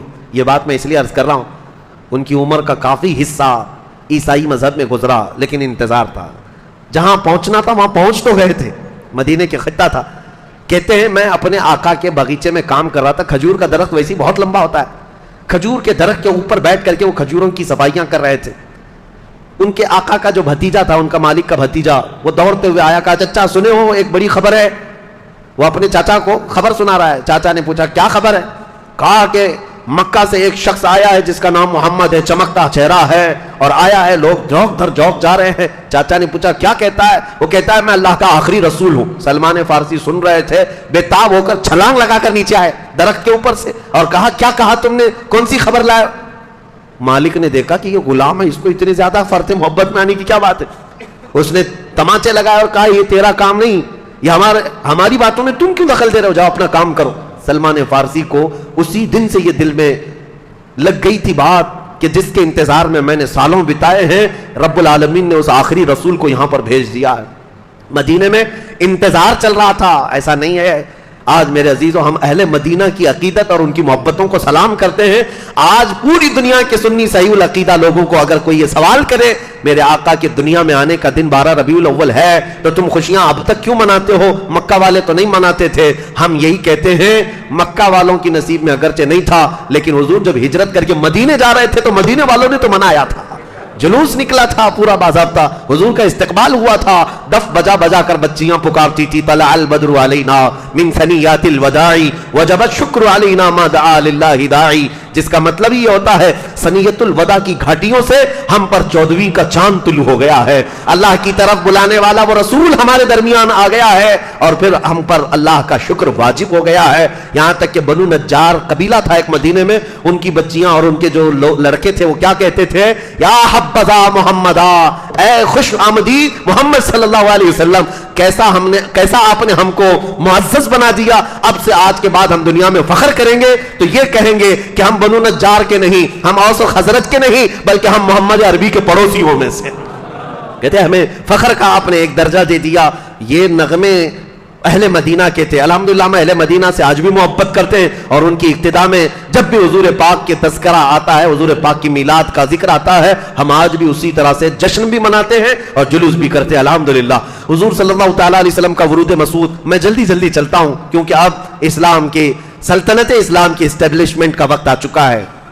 اب یہاں پر حضور اکرم صلی اللہ تعالیٰ علیہ وسلم جب آئے، صحابہ کی تعداد یہاں 100 سے زیادہ تھی، اور کئی گھروں میں، مدینہ چھوٹا تھا، ایک چھوٹا سا قصبہ تھا، لیکن وہاں یہودیوں کا غلبہ تھا.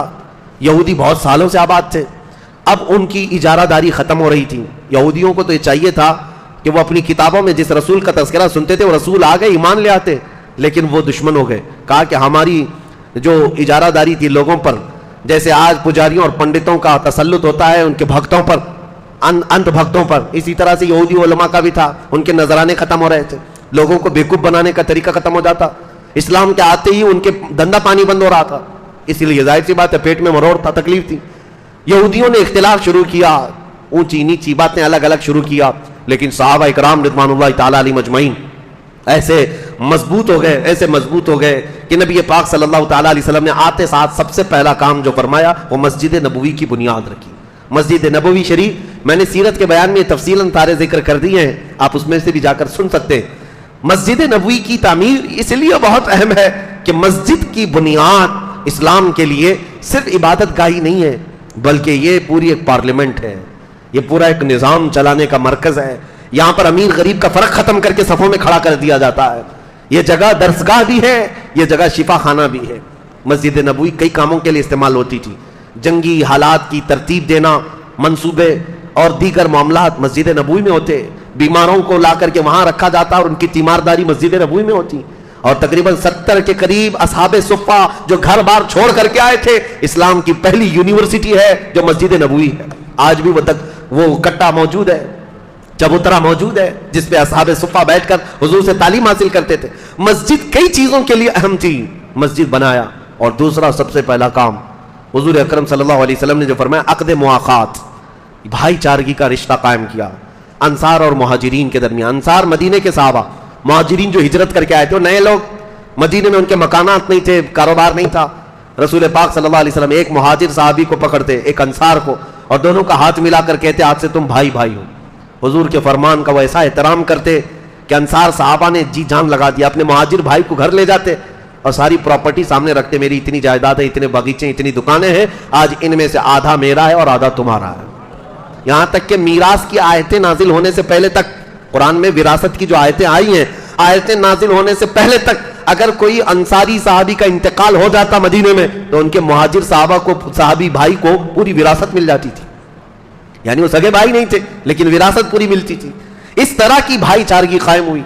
انصار نے کوئی شوشہ نہیں چھوڑا، بلکہ حضرت عبد الرحمن بن عوف کہتے ہیں میرے جو بھائی تھے انصار و سعد، وہ تو گھر لے گئے اور کہا تم نئے ہو، آدھی دکان، ایک دکان تمہاری ایک دکان میری، ایک باغیچہ میرا ایک باغیچہ تمہارا، میری 2 بیویاں ہیں، ایک کو طلاق دے دوں گا، عدت کے بعد تم اس سے نکاح کر لو. یہ کون ایثار و قربانیاں دے سکتا ہے؟ رسول رحمت صلی اللہ تعالیٰ علیہ وسلم کا قائم کیا ہوا معاشرہ ہے. میں دنیا کو چیلنج کے ساتھ پوچھتا ہوں، ایسی سوسائٹی قائم کر کے دکھا دو. حضور نے عقد مواخات جو قائم کیے، لیکن مہاجرین ایسے نہیں تھے کہ جو دیا سب لے لیا. یہاں حالات ایسے بٹنے لگے تو امیر بھی جائے غریب بھی جائے، سب لے کر کے مفت میں مل رہا ہے نا، لے لیں گے. حق کس کا ہے وہ نہیں دیکھا جاتا. راشن بٹ رہا ہے تو بھی لے لو، پیسے بٹ رہے ہیں تو بھی لے لو، اس میں سب شریک ہیں. مہاجرین غیرت مند تھے. انصار سے کہا کہ نہیں، نہ تمہارے باغیچے ہم لیں گے، نہ تمہاری دکانیں، نہ تمہاری بیویاں، ہمیں لے جاؤ مدینے کے بازار میں کھڑا کرو اور ہمیں یہاں کی تجارت کے طریقے سکھاؤ. مہاجرین خود ان پر ڈیپینڈ نہیں تھے، سیلف اپنے اعتبار سے گئے بازاروں میں تجارت کے ہنر سیکھے. عبد الرحمن بن عوف صحابی ہیں، یہ وہ صحابی ہیں جو سب چھوڑ کر کے آئے تھے، لیکن 10 سالوں کے اندر ان کی تجارت کا حال یہ تھا کہ پورے مدینے میں ان سے بڑا مالدار کوئی تھا ہی نہیں، ان سے بڑا مالدار نہیں تھا. پھر حضرت عثمان بن عفان تھے. یہ وہ لوگ ہیں جو مدینے میں تجارت کر کے اپنے آپ کو فروغ دیے، صرف انصار کے پیسوں پر پوری زندگی نہیں گزاری. یہ عقد مواخات تو ایسی تھی کہ ایک پانی کا چھوٹا سا پیالہ بھی آ جائے صحابہ سب سے پہلے دوسرے کی طرف دیکھتے تھے کہ کہیں ان کو پیاس نہ لگی ہو. یہ صرف بولنے والی بات نہیں تھی. رسول رحمت صلی اللہ تعالیٰ علیہ وسلم نے جو اسلام کی حکومت اسٹیبلش کرنے سے پہلے یہ جو بھائی چارگی قائم کی, یہ مین ریڑھ کی ہڈیاں تھیں, بنیادیں تھیں. آج اگر تم چاہتے ہو کوئی چیز قائم کرنا تو صرف سکتہ حاصل کر لینا یہ اصل بات نہیں ہے. حکومت کا تختہ کبھی بھی تمہیں مل جائے گا, کبھی بھی مل جائے گا, لیکن چلاؤ گے کیسے؟ تمہارے پاس وہ اخلاق کہاں ہے؟ تمہارے پاس وہ نظام کہاں ہے؟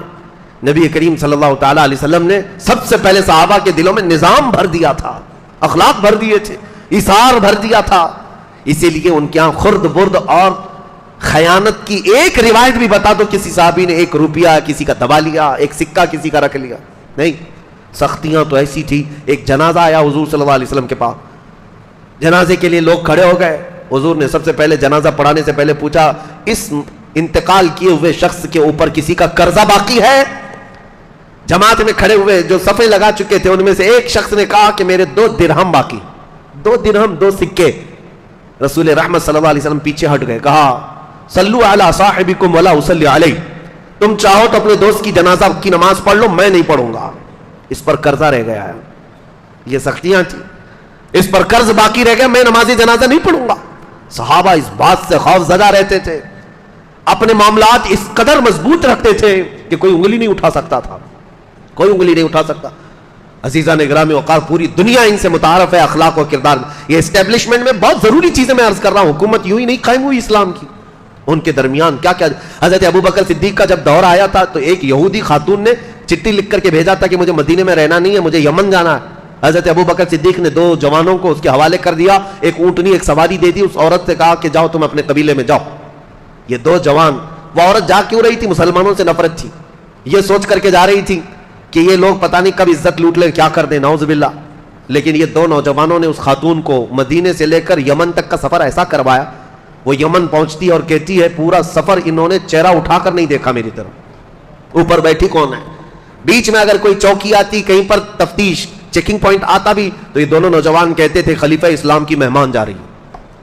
یہ باتیں تھیں. یمن پہنچ گئی, وہ یہودی عورت تھی, اپنے قبیلے کو بلاتی ہے, خاندان کو بلاتی ہے, کہتی ہے میں مدینے سے ڈر کر آئی تھی, عزت بچا کر آئی, لیکن اے لوگوں تم سب کے سب گواہ ہو جاؤ, میں سمجھتی ہوں اگر خاتون کی عزت کہیں محفوظ ہے تو مدینے میں محفوظ, میں واپس مدینے جاتی ہوں. وہ واپس مدینے آئی. یہ چیزیں پیدا کی تھی رسول کریم صلی اللہ تعالیٰ علیہ وسلم, پھر حکومت قائم ہوئی ہے. آج اگر تم یہ کہتے بھی ہو کہ ہمارے ہاتھ میں کوئی چیز کیوں نہیں آتی, آ بھی جائے تو کیا کر لو گے؟ دیکھا نہیں ہے کچھ لوگوں کے ہاتھ میں آتی, ایسا لگتا ہے جیسے کسی کوے کو بڑا پن دے دیا گیا ہے, وہ جہاں چاہتا ہے اپنی گندگی پھیلاتا رہتا ہے. مسلمانوں کی بات کر رہا, جس کو کرسی ملی, جس کو عہدہ ملا, نہ کوئی تمیز ہے, نہ کوئی اخلاق ہے, کچھ نہیں, اسے مال جمع کرنے کے علاوہ کوئی فکر ہی نہیں ہے. وہ کب دین مصطفیٰ کو سیکھا ہے, کب دین مصطفیٰ کو جانا ہے. عزیزان گرامی وقار, اسٹیبلشمنٹ جو اسلام کے حکومتی اعتبار سے, سیاسی اعتبار سے ہوئی, یوں ہی نہیں, پہلے اخلاق بنائے گئے, اخلاق کی عمارت تعمیر کی گئی ہے, لوگوں میں محبت کا جذبہ بھر دیا گیا ہے, ایمان مضبوط کیا گیا ہے. اس کے بعد یہ حکومت کا تختہ قائم ہوا ہے. نبی رحمت صلی اللہ تعالیٰ علیہ وسلم نے صحابہ کے دلوں میں یہ باتیں گھر فرمائی تھی. ایک گوشت کا ٹکڑا کسی صحابی کے گھر آ گیا رات کو, انہوں نے یہ خیال کر کے پڑوسی کو دے دیا میرا پڑوسی بھوکا ہے, پڑوسی نے اپنے پڑوسی کو دے دیا, اس نے اس کو دیا. روایت مشہور ہے کہ وہ گوشت کا ٹکڑا گھومتے گھومتے پورے مدینے سے اسی پہلے صحابی کے گھر آ گیا. ہر ایک نے اپنے دوسرے کا خیال کیا. یہاں کون ہے ہم میں سے, کون ہے ہم میں سے یہ چیزیں خیال کرتا ہو؟ ہمارے دلوں کے اندر کٹرتا بڑھنے لگ گئی, کٹھور ہو گئے, چھوٹی چھوٹی چیزوں پر کمپرومائز نہیں کر سکتے, کسی دوسرے کو ہم برداشت کرنے کی طاقت نہیں رکھتے. تو یہ اسٹیبلشمنٹ آسان نہیں ہے, آسان نہیں ہے. دنیا نے یہ دیکھا ہے, میں آپ کو چلتے چلتے بتا دے رہا ہوں, افغانستان میں مولوی لوگ یہ چاہتے بھی تھے, ظاہر سی بات ہے ان کی خواہش تھی کہ اسلامی حکومت آئے, تو طالبان کی جماعت کھڑی ہوئی اور 90 میں پرانی حکومتوں کا صفایا کر دیا, رشیا سے لڑ کر کے وہ حکومت حاصل کر لی. لیکن حالات ایسے تھے کہ کس کو کیا بناتے. دنیا چلانا اور حکومت چلانا یہ صرف اور صرف سوچ اور صرف ذہن سے نہیں ہوتا, اس کے لیے رسول کریم صلی اللہ علیہ وسلم کی پوری سیرت پڑھو. صحابہ میں پہلے حضور نے کیا چیزیں پیدا فرمائی. 4 سال نہیں چلا پائے تھے اور دادا آ گیا امریکہ, آ کر کے ان کو تہس نہس کر دیا, ختم کر دیا, اور سب ٹوٹ کر بکھر گئے. اب کی کیا سچویشن ہے اس پر میں ابھی کلام نہیں کرتا, اب کیوں آگے دوبارہ آئے اور اب کیسے چلا رہے, پڑھ لکھ کر کے آئے 20 سال.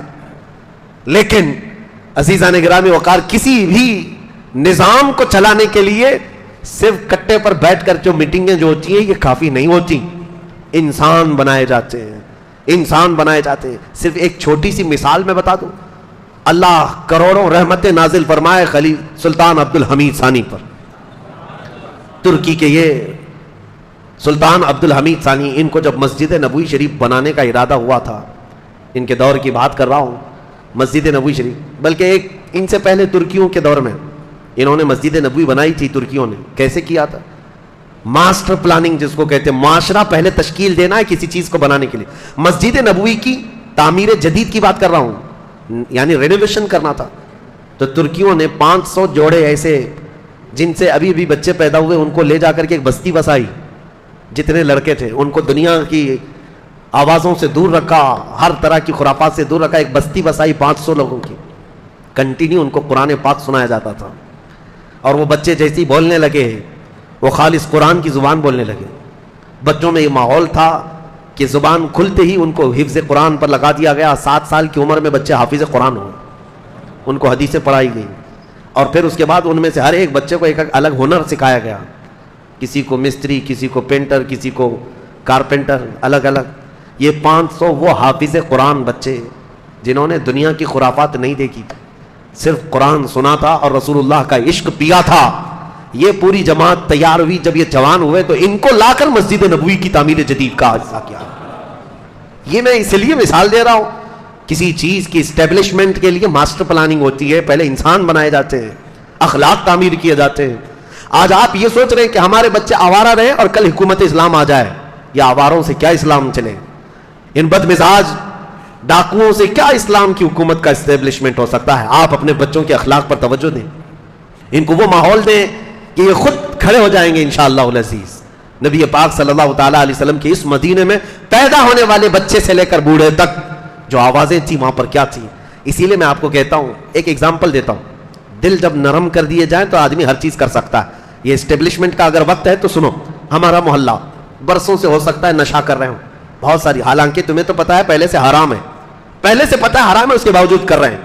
شراب بھی ہے, پتے بھی ہے, جوا بھی ہے اور ڈرگس بھی ہے.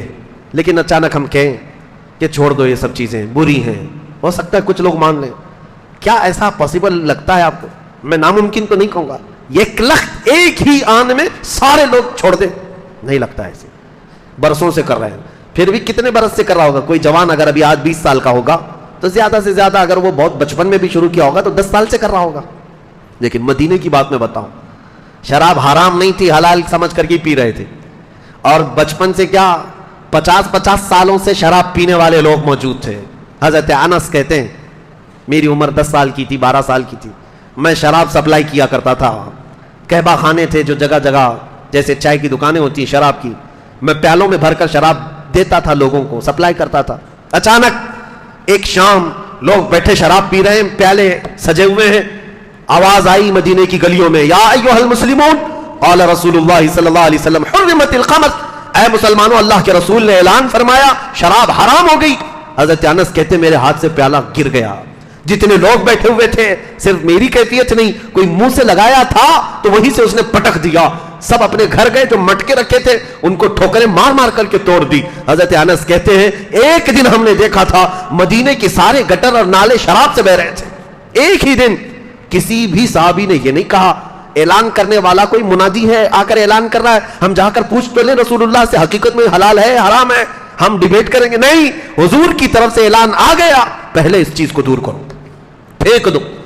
بچنے کا یہ جذبہ جب ان کے دلوں کے اندر تھا, ارے میرے عزیزو ایک بار تو حالت یہ تھی صحابہ کا فرمان برداری کا جو جذبہ تھا. حضور ایک طرف جا رہے تھے, نبی پاک صلی اللہ تعالیٰ علیہ وسلم نے فرمایا مجھے لہسن پسند نہیں ہے, اچھا نہیں لگتا. تو صحابہ نے کہا حضور کو لہسن پسند نہیں, لہسن پسند. بات چلتی گئی مدینے میں, یہاں تک کہ لوگوں میں یہ مشہور ہو گیا لہسن حرام ہو گیا. سب آئے حضور صلی اللہ تعالیٰ علیہ وسلم کے, سب کہنے لگے لہسن حرام ہو گیا, لہسن حرام. کہا نہیں, حضور پاک صلی اللہ علیہ وسلم نے فرمایا کہ نہیں, اس کی بو بہت زیادہ ہوتی ہے, اس کی مہک زیادہ ہوتی ہے, اور ہم جب قرآن کی تلاوت کرتے ہیں مسجدوں میں آتے ہیں تو ہمارے منہ اتنے نہ مہکیں کیونکہ اللہ کے فرشتے اپنا منہ ہمارے منہ سے لگا دیتے ہیں. میں یہ تیز بو والی چیز کو پسند نہیں کرتا. صحابہ کو بعد میں یہ کلیئرنس دینا پڑا. دوسرے صحابہ نے کلیئر کیا حضور سے سن کر کے کہ حرام نہیں ہے. میں یہ کہنا چاہ رہا ہوں حضور صلی اللہ تعالیٰ علیہ وسلم کی ایک ادا بھی دیکھتے کسی چیز کو چھوڑ دیا, صحابہ تو اس کو پوری طور پر نکال دیتے تھے, ختم کر دیتے. عزیزان گرامی اوقات, تب جا کر کے اسلام کا اسٹیبلشمنٹ ہوا ہے مضبوط طاقت کے ساتھ. وہ صرف مسجد نبوی سے چلنے والی حکومت تھی. اب حالات یہ تھے کہ جیسے ہی نبی پاک صلی اللہ علیہ وسلم مدینے میں آئے, تیسرا کام, پہلا کام مسجد نبوی کا, دوسرا کام عقد مواخات بھائی چارگی کا, تیسرا کام یہودیوں سے اور مدینے کے رہنے والوں سے ایگریمنٹ کیا. تقریباً 52 اس کے اندر وہ تھے ٹرمز تھے. جیسے آپ حضور صلی اللہ علیہ وسلم اور ان کے درمیان 52 بنود تھے جن پر دستخط ہوئی. وہ ساری چیزیں آج بھی میثاق مدینہ اس کو کہتے ہیں, حضرت ابوبکر صدیق کے بنائے ہوئے تھے. آپ کو پتا ہے یو این اے کے ایک رپورٹ میں اگر آپ کو بتاؤں, یو این اے نے کئی لوگوں کے درمیان ایگریمنٹ بنوائے صلح کے اور زندگی گزارنے کے, فلسطین اور اسرائیل کے بیچ, ساؤتھ سوڈان اور نارتھ سوڈان کے بیچ, اور دنیا کی کئی کنٹریز کے درمیان. یہ جو بنائے یو این اے کی طرف سے, ان میں سے سب سے چھوٹی جو ایگریمنٹ ہے اس کے پیجز 4,500 صفحات کے. 4,500 صفحات میں کیا لکھ مارا ہے پتہ نہیں.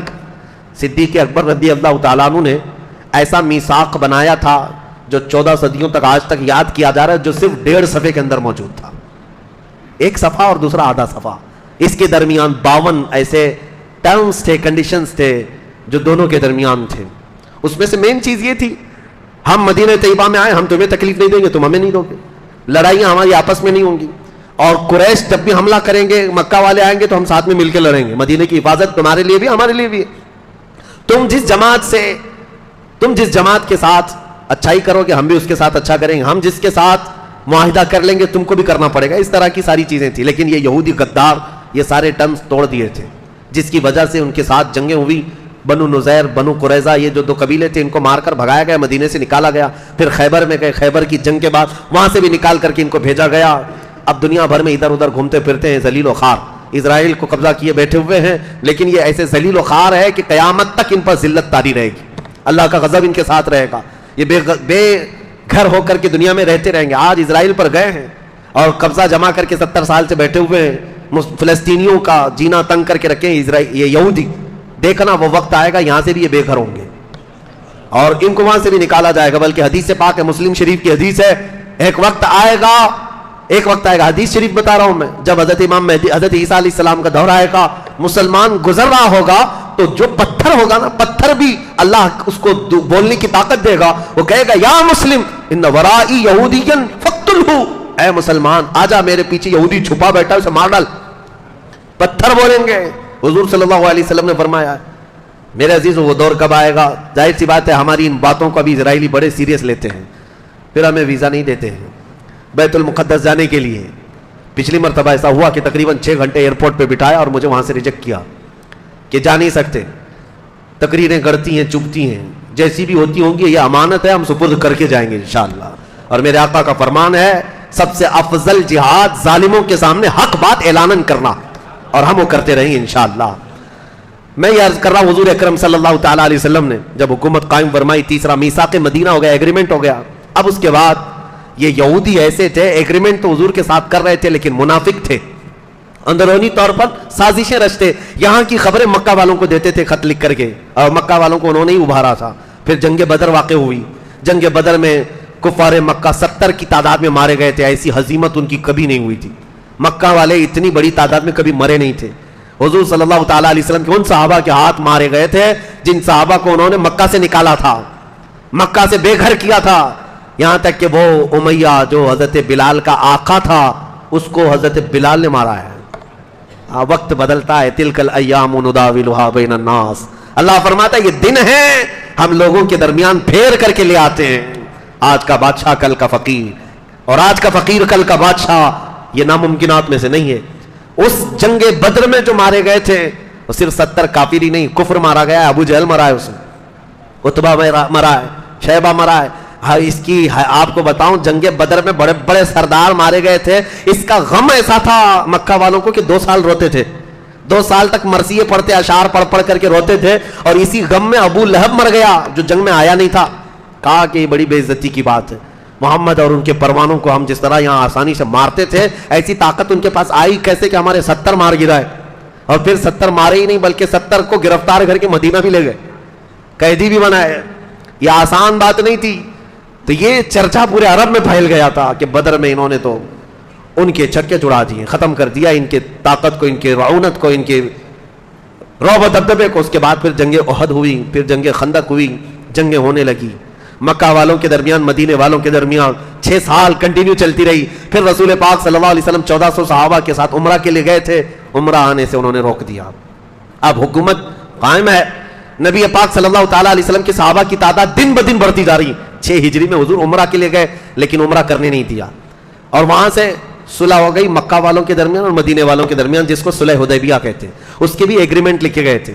ایگریمنٹ اگرچہ بظاہر مکہ والوں کی حمایت میں تھے، مدینے والوں کی نہیں تھے، حضور نے پھر بھی اس پر دستخط فرمائے، اس کو اوکے کیا، جاری فرمایا.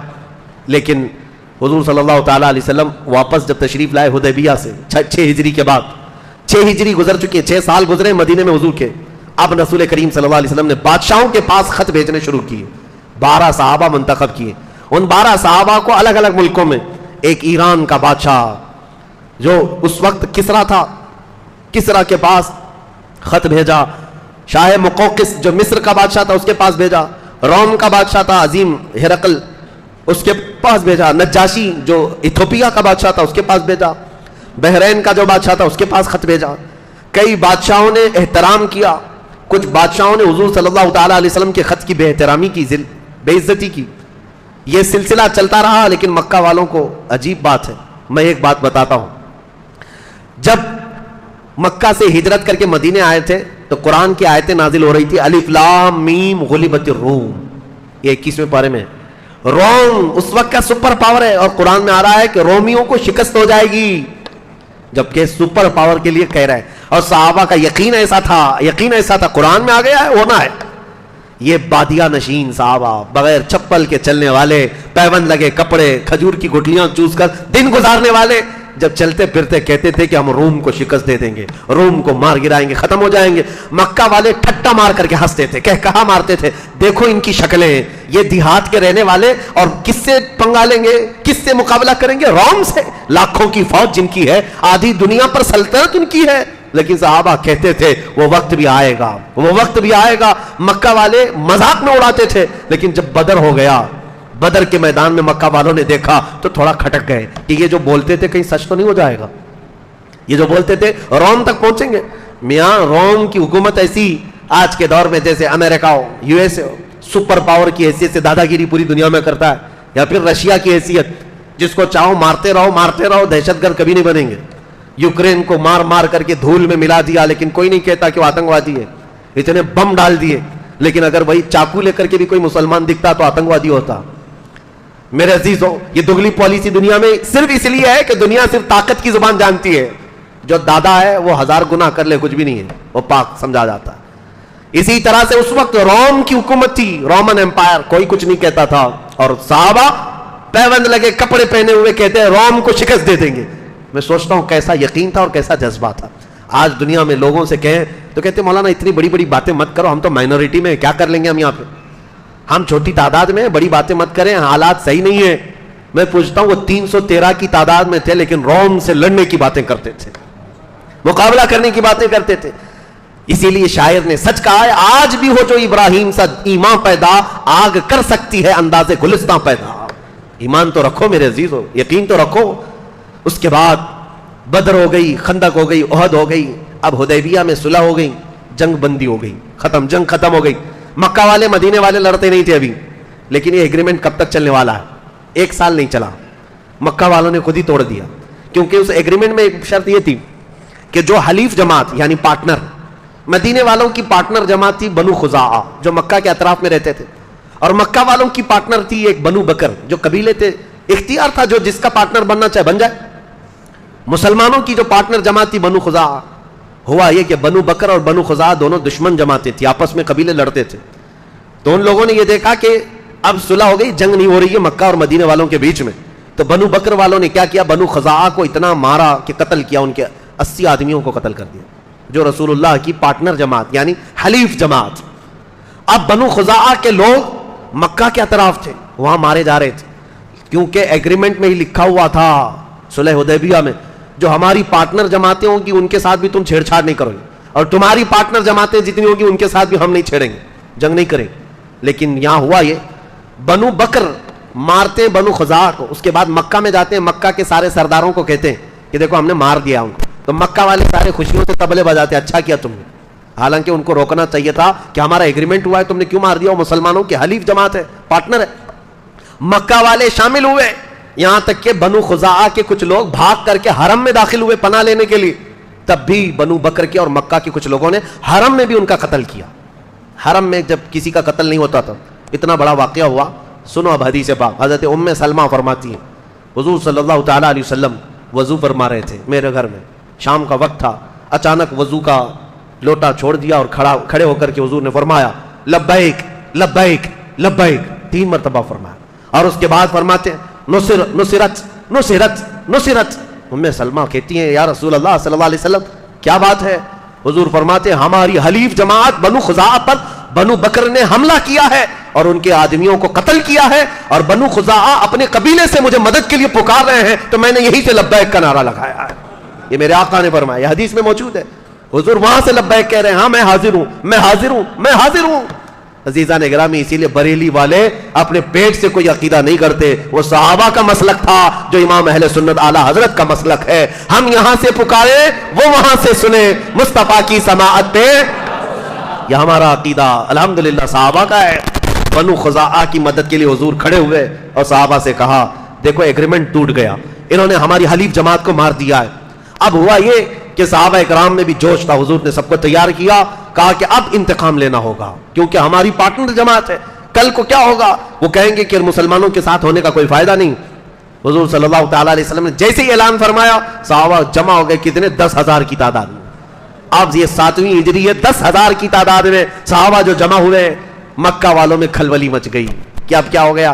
انہوں نے کہا یہ تو غلط ہو گیا، نہیں ہونا چاہیے تھا، ایگریمنٹ ٹوٹ گیا ہے، یہ بنو خزاعہ کو مارا گیا ہے، اچھا نہیں ہے۔ سارے لوگوں نے کہا ایک کام کرو، جاؤ محمد صلی اللہ تعالیٰ علیہ وسلم سے، نہیں بلکہ حضور صلی اللہ علیہ وسلم نے اپنے ایک صحابی کو بھیجا، کہا کہ ابھی بھی موقع دیتے ہیں، 3 شرطیں رکھو ان کے پاس، جا کر کے یہ بنو بکر جنہوں نے مارا ہے، جتنے لوگوں کو مارا اتنے ان کی جماعت کے لوگوں کو قتل کیا جائے گا، خون بہا اس کو کہتے ہیں، دیت، قصاص۔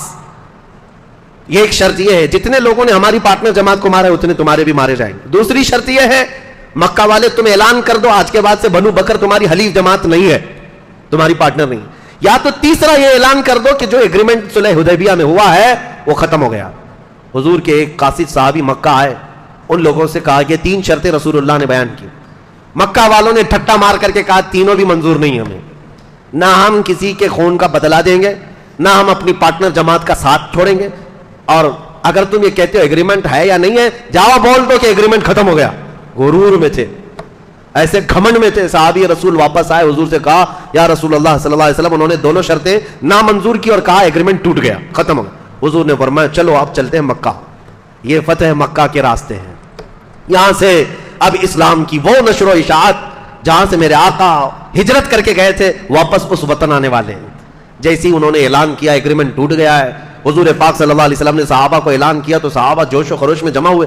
اب یہ نقل و حرکت مکہ والوں کو پہنچی، مکہ والوں میں کھلبلی مچی، کہا ایسا نہ ہو ایگریمنٹ کو دوبارہ رینیو کیا جائے، تجدید کی جائے، غلطی سے ہم نے کہہ دیا تھا ٹوٹ گیا، نہیں ابھی نہیں ٹوٹا ہے، اس کو رینیو کیا جائے۔ اور اپنے سردار ابو سفیان کو بھیجا کہ جاؤ مدینے میں جا کر کے بات کرو کہ ہم ایگریمنٹ رینیو کرنے آئے۔ جب وہ مدینے میں آئے ابو سفیان، رسول اللہ صلی اللہ علیہ وسلم نے بات ہی نہیں کی، حضور نے بات ہی نہیں کی ابو سفیان سے۔ اب وہ حضرت ابو بکر کے پاس جائے، حضرت علی کے پاس جائے، حضرت عمر کے پاس جائے، کہ جاؤ حضور سے کچھ سفارش کر دو، میں ایگریمنٹ رینیو کرنے آیا ہوں، جنگ نہیں چاہیے، صلح ہی پر چلیں گے۔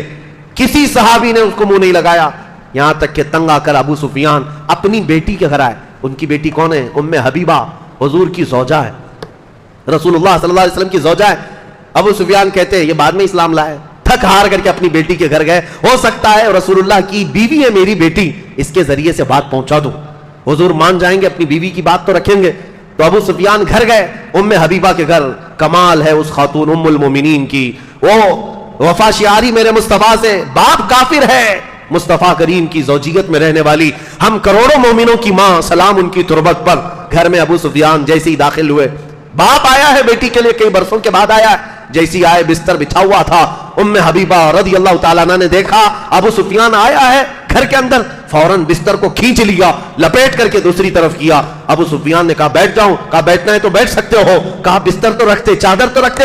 ام حبیبہ نے کہا قسم رب ذوالجلال کی، اس بستر پر میں کسی ناپاک کو بیٹھنے نہیں دے سکتی، اس لیے کہ رسول اللہ کا بستر پاک ہے، جس پر میرے آقا بیٹھتے ہیں میں کسی ناپاک کو اس پر بیٹھنے نہیں دے سکتی۔ یہ کیسا کمال کا ایمان تھا، بیٹی اپنے باپ کو رسول اللہ کے بستر پر آنے نہیں دینا چاہتی۔ آج لوگ ہم سے یہ پوچھتے ہیں کہ آپ اس طرح کے بھید بھاؤ کرتے ہیں، فلاں سے مت ملو، ان سے نہ ملو۔ میرے عزیزو، ہماری محبت رسول اللہ کے رشتے سے ہے، ہماری دشمنی بھی رسول اللہ کے رشتوں سے جو انجام ہے اسی سے ہے۔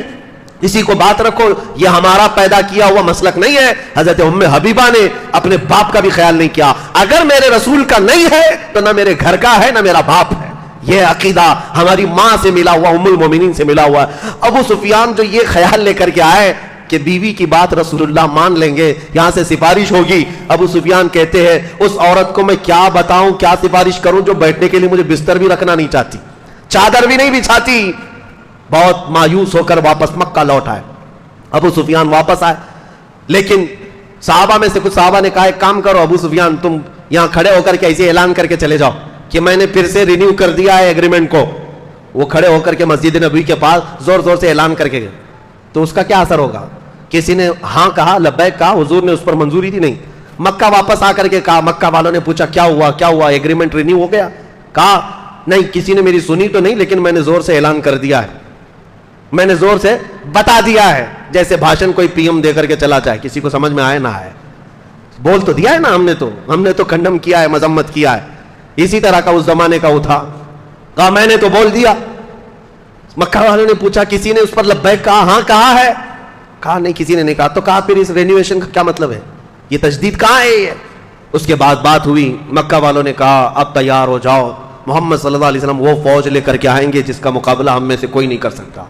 بات حقیقت تھی، 7ویں ہجری تھی اور ذی القعدہ کا مہینہ تھا۔ رمضان گزار کر کے نبی کریم صلی اللہ تعالیٰ علیہ وسلم صحابہ کو اعلان کرتے ہیں، صحابہ نکل پڑے، مدینے کے جتنے صحابہ تھے سب نکلے ہیں، اور حتیٰ کہ حضور کی جتنی ازواج مطہرات تھی سب سفر میں ساتھ تھی۔ جب رسول پاک چلتے آئے اور یہاں تک کہ راستے میں حضور کی جتنی حلیف جماعتیں تھیں، یعنی جو پارٹنر قبیلے تھے، سب ساتھ ہوتے گئے۔ مکہ سے ابھی 35 کلومیٹر دور یہ لشکر جرار میرے آقا کا تھا۔ ارے 313 کا مقابلہ کرنے کی سکت نہیں تھی، آج تو 10,000 کی تعداد میں آ رہے تھے، 10,000 کی تعداد۔ جب حضور صلی اللہ تعالیٰ علیہ وسلم صلح کر رہے تھے 1 سال پہلے، حضرت عمر بڑے بے قرار تھے، بہت بے قرار تھے، وہ کہہ رہے تھے ہم کیوں دب کر صلح کر رہے ہیں، ان سے جنگ کریں گے، ان کو ماریں گے۔ حضور یہی فرما رہے تھے، اے عمر میری آنکھیں جو دیکھ رہی وہ تم نہیں دیکھ سکتے۔ میرے مصطفیٰ سال بھر پہلے وہی دیکھ رہے تھے کہ اللہ تعالیٰ اس شان کے ساتھ مکہ میں داخل کرے گا۔ عزیزان گرامی، 35 کلومیٹر دور یہ پڑاؤ کیا ہے لشکر، اچانک اسی حالت میں مکہ میں کھلبلی مچی ہے، سب تتر بتر ہیں، اب نہ جنگ کرنے کی طاقت تھی نہ سامان تھا، بلکہ بڑے بڑے رئیس ان کے سردار جتنے گرو گھنٹال تھے وہ اسی جنگوں میں مارے گئے تھے۔ ابو جہل بھی نہیں تھا، ابو لہب بھی نہیں ہے، عتبہ شیبہ، بڑے بڑے سردار مرے ہوئے تھے، جو کچھ بچے کچی جماعت کو لے کر چلنے والے ابو سفیان۔ اور ابو سفیان حضرت عباس کا خاص دوست تھے۔ حضرت عباس کون ہے؟ حضور کے چچا ہیں۔ حضرت عباس ابو سفیان سے کہتے ہیں میں تیرا کام کراتا ہوں۔ مکہ میں ابو سفیان کو ساتھ لیے اور کہا حضور صلی اللہ علیہ وسلم ابھی مکہ آئے نہیں، 35 کلومیٹر دور ہے۔ حضرت عباس رات کے وقت ابو سفیان کو اپنی اونٹنی پر بٹھا کر لے آئے، چل رسول اللہ کے پاس تجھے سامنے کر دیتا ہوں، جتنا کیا گیا ہے سب ہے وہ معاف کر دیں گے۔ ابو سفیان جنگ بدر میں سامنے ہے، احد میں سامنے ہے، خندق میں سامنے ہے، ہر جنگ میں حضور کے سامنے ہے۔ ابو سفیان خالی جنگ کرنے والے نہیں بلکہ سب کو ابھارنے والے، اور اس شخص کو پکڑ کر حضرت عباس لے آ رہے ہیں اور یہ کہتے ہوئے مجھے یقین ہے محمد عربی پر، چلو چلتے۔ ابو سفیان ساتھ آ گئے، رات کا وقت تھا، قافلہ پڑاؤ کیا ہے رسول اللہ کا، دوسرے دن مکہ میں داخل ہونے والے۔ حضرت عباس جیسے ہی آ رہے تھے، کیونکہ وہ اسلام لائے ہوئے تھے، آ رہے تھے ابو سفیان کو لے کر کے حضور کے خیمے پہنچنے والے تھے، اس سے پہلے حضرت عمر کی نظر پڑ گئی، بچ بچا کر کے تو آئے تھے، حضرت عمر دیکھ لیے خیمے سے باہر آئے، جلال کے ساتھ ایک ایسا اعلان کیا کہ پورے خیمے میں لوگوں کی نیند اڑ گئی۔ کہا کہ یہ کافر کو کہاں سے لایا گیا ہے، اس عظیم دشمن رسول کو کہاں سے لایا گیا ہے؟ حضرت عباس نے کہا جلدی چلو رسول اللہ کے خیمے میں داخل ہوتا، نہیں تو عمر چھوڑے گا نہیں۔ حضور صلی اللہ تعالیٰ علیہ وسلم کے خیمے میں داخل ہو گئے، ابھی یہ لوگ گئے ہی تھے کہ حضرت عمر پیچھے سے آ گئے، کہا یا رسول اللہ اس شخص کا کیا کرنا ہے، آج آخری وقت ہے، آپ بتا دیں میں تلوار لے کر کے آیا ہوں، اب ابو سفیان دوبارہ مکہ نہیں جائے گا۔ حضور صلی اللہ تعالیٰ علیہ وسلم نے کہا عمر تلوار نیچے رکھو، تلوار نیچے کرو۔ تھوڑی دیر رکا، حضرت عباس سے پوچھا کس لیے آئے، کہا یا رسول اللہ ابو سفیان صرف امن کی آپ سے خیرات لینے آیا ہے کہ آپ امان دے دیں، کل آپ داخل ہونے والے مکہ میں ابو سفیان کے ساتھ کچھ نہیں ہوگا۔ حضور صلی اللہ تعالیٰ علیہ وسلم نے یہ بھی نہیں فرمایا کہ تو کلمہ پڑھ رہا ہے نہیں پڑھ رہا ہے، کچھ نہیں کہا۔ حضرت عباس نے کہا ٹھیک ہے، ابو سفیان کو میں نے امان دے دیا اور پچھلا جو کچھ کیا تھا اس کو بھلا دیا گیا۔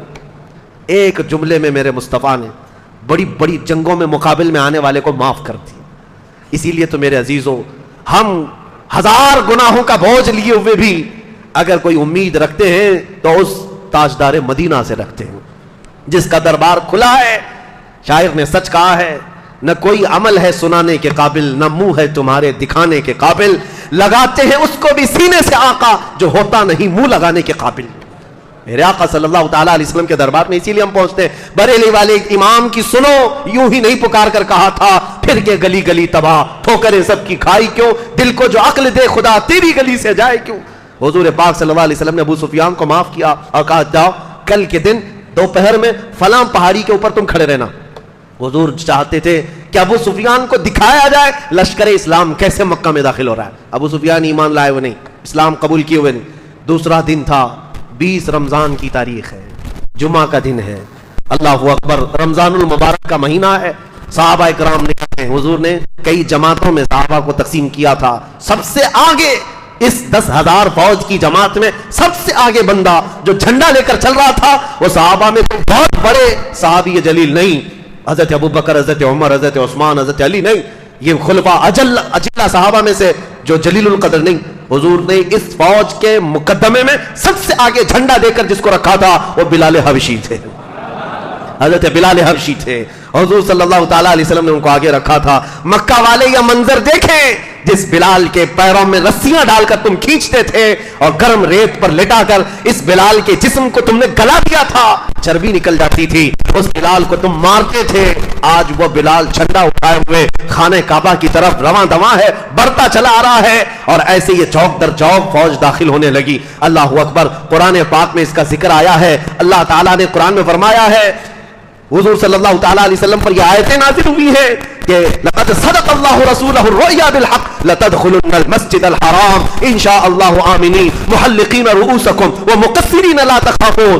اے محبوب، اللہ نے آپ کے خواب کو پورا کر دیا، آپ کی یہ پوری جماعت کے ساتھ آپ امن کے ساتھ مکہ میں داخل ہو رہے ہیں بغیر کسی خوف کے۔ حضور صلی اللہ تعالیٰ علیہ وسلم جس جماعت میں تھے صحابہ کی، وہ سب سے اخیر میں تھی۔ حضور ملاحظہ کر رہے تھے، صحابہ کو جانے دے رہے تھے، صحابہ آگے بڑھتے جا رہے ہیں، وطن عزیز میں آئے ہیں، چھوڑے ہوئے وطن میں آئے ہیں، جہاں جائیدادیں تھی، جہاں بیوی بچے رہے، جہاں بچپنا گزرا، جہاں سب چھوڑ کر صحابہ گئے تھے۔ پورے 7 سال کے بعد مکہ واپس آ رہے، صحابہ کوئی مٹی اٹھاتا مکہ کی اور اپنے سروں پر ڈال دیتے، دیواروں کو بوسے لیتے، جگہ جگہ رک کر کے گھروں کو چوم لیتے تھے۔ یہ ہمارا وہ وطن عزیز مکہ ہے۔ حضور صلی اللہ تعالیٰ علیہ وسلم داخل ہوئے مکہ مکرمہ میں، سیدھے حرم کعبہ میں تشریف لائے۔ میرے عزیزوں، یہ بتانا اس لیے ضروری ہے کہ اسلام کی تاریخ میں فتح مکہ وہ دن ہے، آج تک کے کافر اس فتح مکہ کو برداشت نہیں کر پاتے ہیں، کیونکہ میرے آقا جیسے ہی آئے، حضور کے ہاتھ میں عصا مبارک تھا، آپ اپنے عصا مبارک کے ساتھ چلتے ہوئے آئے، آپ کے ساتھ سیدنا ابو بکر صدیق تھے، حضرت علی کرم اللہ وجہہ الکریم تھے، دونوں صحابہ کو حضور پکڑے ہوئے سب سے پہلے حرم کعبہ میں آئے، خانہ کعبہ کے پاس آئے۔ ایک واقعہ میں بتا دوں، ہجرت سے پہلے خانہ کعبہ کی چابی عثمان بن شیبہ، ایک شخص تھے، حضرت عثمان غنی نہیں ہے، دوسرے عثمان ہیں، ان کے پاس رہتی تھی۔ حضور نے ایک دن ان سے کہا، عثمان بن شیبہ چابی دے دو، مجھے اندر جانا ہے۔ کہا تم جیسے دین چھوڑے ہوئے آدمی کو میں چابی نہیں دوں گا، تم خانہ کعبہ میں نہیں جا سکتے۔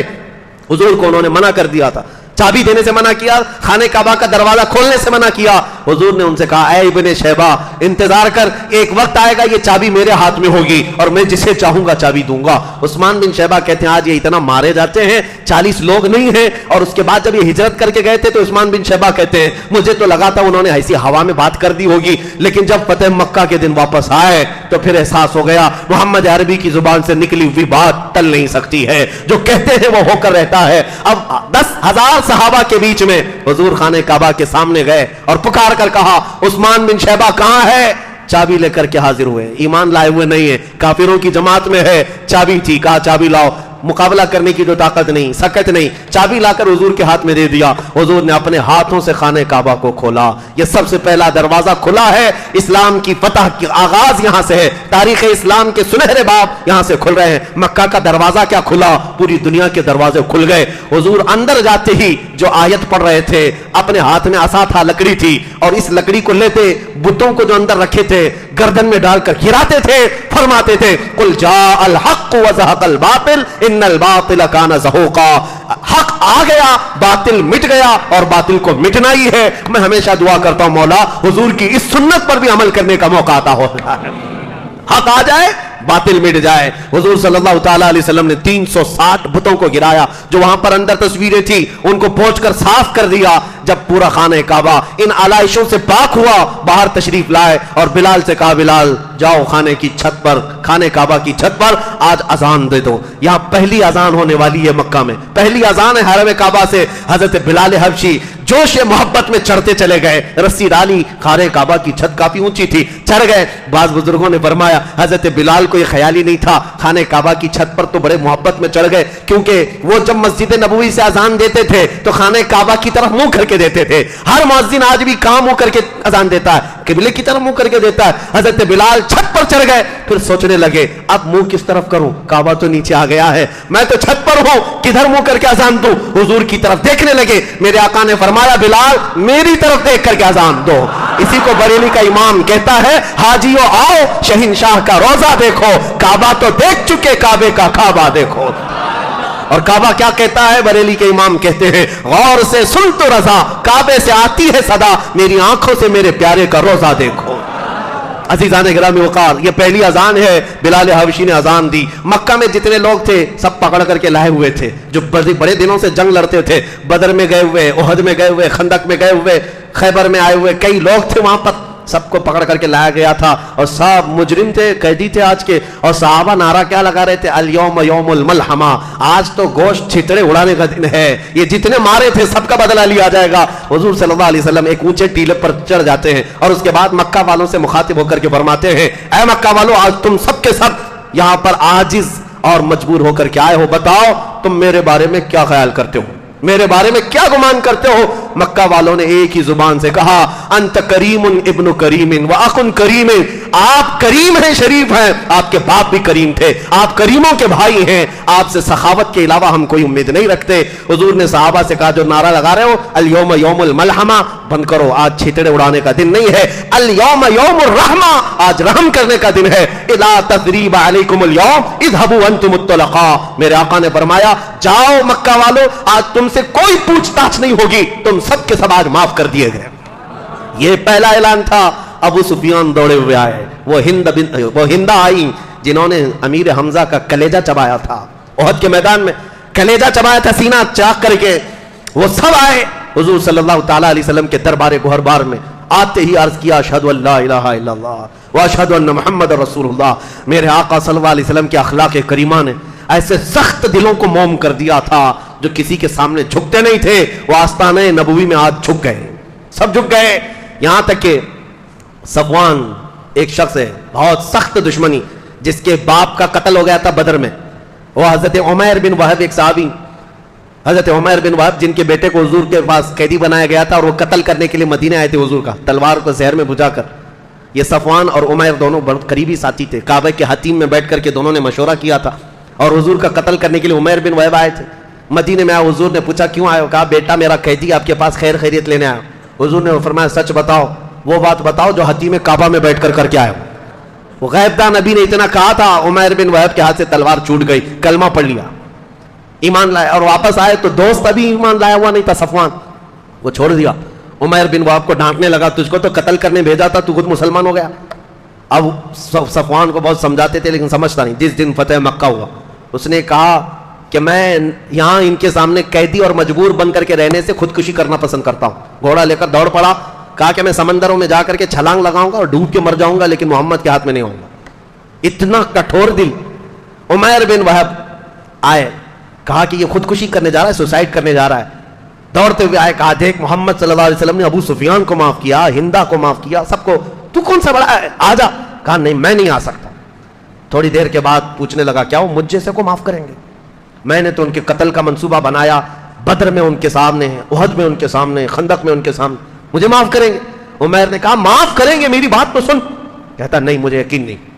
حضرت عمیر آئے, کہا رسول اللہ صلی اللہ علیہ وسلم سے, آج فتح مکہ آپ نے فرمایا یوم الرحمہ ہے, رحمت کا دن ہے. میرا قریبی دوست تھا صفوان, اگرچہ وہ آپ کی دشمنی میں کئی سال بتایا, ایک رحم کی بھیک چاہتا ہوں, اسے معاف کرنے کا آپ پروانہ دے دیں. حضور نے فرمایا جاؤ اس سے کہہ دو میں نے معاف کیا. بس ایک ہی جملہ ہے, ایک ہی جملہ ہے. اعلیٰ حضرت نے فرمایا کون دیتا ہے دینے کو منہ چاہے, دینے والا ہے سچا. ہاتھ اٹھتے ہی, منگتا کا ہاتھ اٹھتے ہی داتا کی دین تھی, دوری قبول و عرض میں بس ہاتھ بھر کی ہے. لب واہ ہیں, آنکھیں ہیں بند, پھیلی ہیں جھولیاں, کتنے مزے کی بھیک تیرے پاک در کی ہے یا رسول اللہ. عمیر بن وہب نے کہا یا رسول اللہ وہ مانے گا نہیں میری بات, کہہ دوں گا آپ نے معاف کیا, مانے گا نہیں. کہا کیا چاہتے ہو؟ کہا بس آپ کا امامہ چاہتا ہوں, آپ امامہ دے دیں اپنا, نشانی دکھا دوں گا. امامہ کسی کو دیا نہیں جاتا. حضور نے ایک کافر جو کٹر دشمن تھا اس کو بچانے کے لیے عمیر بن وہب ریکویسٹ کر رہے ہیں, فوراً اپنا امامہ شریف اتار دیا, کہا لے جاؤ. عمیر بن وہب امامہ شریف کو لے کر کے آئے. صفوان جو گھوڑے پر بیٹھ کر سمندر میں چھلانگ لگانا چاہا تھا, کہا سن لے میری بات, میں نہیں کہتا تھا کہ وہ معاف کریں گے, میں نے جا کر تیرے بارے میں کہا, انہوں نے معاف کر دیا. کہا کیا بات ہے, کیا ثبوت ہے تمہارے پاس؟ نکال کر کے دکھایا وہ امامہ مبارکہ رسول اللہ کا جو آپ کے سر پر سجا ہوا تھا. صفوان سے کہا کہ یہ دیکھ انہوں نے نشانی کے لیے امامہ بھیجا.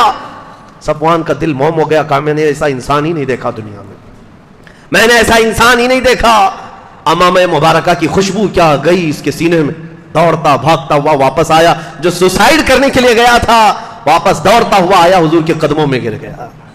اور اس کے بعد بعض روایتوں میں کہا گیا ہے وہ کہتا تھا کہ آپ کی بار میں تو جان بچانے کے لیے گیا تھا, اب اگر یہ مار بھی دیں تو مجھے پرواہ نہیں, اس لیے کہ میرا دل ان کے قدموں میں گر گیا ہے, اب قتل بھی ہو جاؤں ان کے ہاتھ سے تو کوئی پرواہ نہیں, خوشی سے مر جاؤں گا. عزیزان گرامی وقار, اسلام کی اسٹیبلشمنٹ میں میرے آقا کے حکیمانہ افعال کو اگر میں ذکر کروں راتیں گزر جائیں گی, اتنا آسان نہیں تھا. فتح مکہ کے بعد کیا رسول کریم صلی اللہ تعالی علیہ وسلم اس دن عمرہ فرماتے ہیں, عمرہ کے بعد فوراً آپ مدینہ طیبہ کے لیے رخصت ہو رہے تھے, تو یہ اعلان فرمایا تھا اے مکہ میں تجھ سے بے حد محبت کرتا ہوں, کاش مکہ والوں نے مجھے نہ نکالا ہوتا تو میں زندگی بھر کبھی مکہ چھوڑ کر نہ جاتا. مکہ سے حضور صلی اللہ تعالی علیہ وسلم رخصت ہوئے, واپس مدینے آئے. یہ 7 ہجری کی بات تھی. اس کے بعد کچھ بڑی جنگیں ہوئی ہیں دوسرے لوگوں سے, جنگ حنین ہوئی ہے, جنگ تبوک ہوئی ہے, اور اس کے بعد 10ویں ہجری تھی. 10ویں ہجری کا پھر رمضان کے بعد ذوالقعدہ 26 ذوالقعدہ حضور صلی اللہ تعالی علیہ وسلم کا ارادہ ہوا کہ اس سال حج کرنا ہے. یہ حضور کا آخری حج بھی ہے, پہلا حج بھی, یعنی ہجرت کے بعد. اس سے 1 سال پہلے حضرت ابوبکر حضرت علی کو حج کے لیے قافلے میں امیر بنا کر کے بھیجا تھا حضور نے. انہوں نے آ کر اعلان کر دیا تھا آج کے بعد سے کوئی مشرک مکہ میں داخل نہیں ہوگا. وہ حضرت ابوبکر حضرت علی کے اعلان کے بعد سے آج تک اسی بات پر عمل کیا جاتا ہے, حدود مکہ میں کسی غیر مسلم کو داخل ہونے کی اجازت نہیں. 10ویں ہجری تھی, حضور نے جیسے اعلان فرمایا کہ اس سال حج کے لیے جانا ہے, خبر ایسی پھیل گئی, پورے عرب کے قبیلے جتنے مسلمان ہوئے تھے جوک در جوک قافلوں میں شریک ہونے لگ گئے, مدینے آ گئے. مدینے آئے اور حضور صلی اللہ تعالی علیہ وسلم نے ابیار علی سے اپنا احرام باندھا, جس کو آج مسجد علی کہتے ہیں, وہاں سے احرام باندھا. یہ 26 ذوالقعدہ کا دن تھا, اور یہاں سے چلتے ہوئے حضور صلی اللہ تعالی علیہ وسلم 4 ذی الحجہ کو مکہ مکرمہ میں داخل ہوئے. غسل فرمایا, حضور نے قران کا احرام باندھا تھا, عمرہ اور حج دونوں ملا کر کے. اس وقت مکہ پہنچنے تک صحابہ کی جو جماعت بڑھتی گئی وہ تقریباً 1,20,000 کی تعداد تھی. 1,20,000 کے قریب صحابہ سب جمع ہوئے. حضور کے ساتھ حج کرنا ہے, کون نہیں کرتا, سب جمع ہو گئے تھے. ساری ازواج مطہرات بھی حضور کے ساتھ تھیں. عمرہ کرنے کے بعد نبی کریم صلی اللہ تعالی علیہ وسلم اب حج کے ارکان خود بنفس نفیس سکھا رہے تھے, سارے ارکان سکھا رہے تھے. طواف کس طرح کیا, حجر اسود کو کس طرح چوما, صفا مروہ پر کیا کیا دعائیں کی. صحابہ ایک ایک چیز نوٹ کرتے جا رہے تھے, کیونکہ یہ شریعت بننے والی ہے, قیامت تک آنے والوں کے لیے مشعل راہ ہے. ہر عمل کی حفاظت صحابہ کر رہے تھے. پھر 7 ذی الحجہ کو حضور صلی اللہ علیہ وسلم نے محرم یعنی حرم پاک میں خطبہ دیا. 8ویں ذی الحجہ کو مینا میں تشریف لائے, پورا دن قیام کیا, 9 ذی الحجہ کو عرفات میں آئے, عرفات کا میدان, حضور کا یہ آخری خطبہ ہے حجۃ الوداع جو دستور حیات ہے سارے مسلمانوں کے لیے قیامت تک کے لیے. حضور نے وہاں پر جو خطبہ دیا تھا, یا ایھا الناس انا خلقناکم من ذکر و انثی وجعلناکم شعوبا وقبائل لتعارفوا, اے لوگو اللہ تبارک و تعالیٰ نے ہمیں مذکر و مؤنث پیدا کیا, مرد اور عورت پیدا کیا, تمہارے درمیان قبیلے بنائے گئے تاکہ تمہاری تعریف ہو, تم پہچانے جا سکو. یاد رکھو تم سب کے سب آدم کی اولاد ہو اور آدم کو مٹی سے بنایا گیا ہے.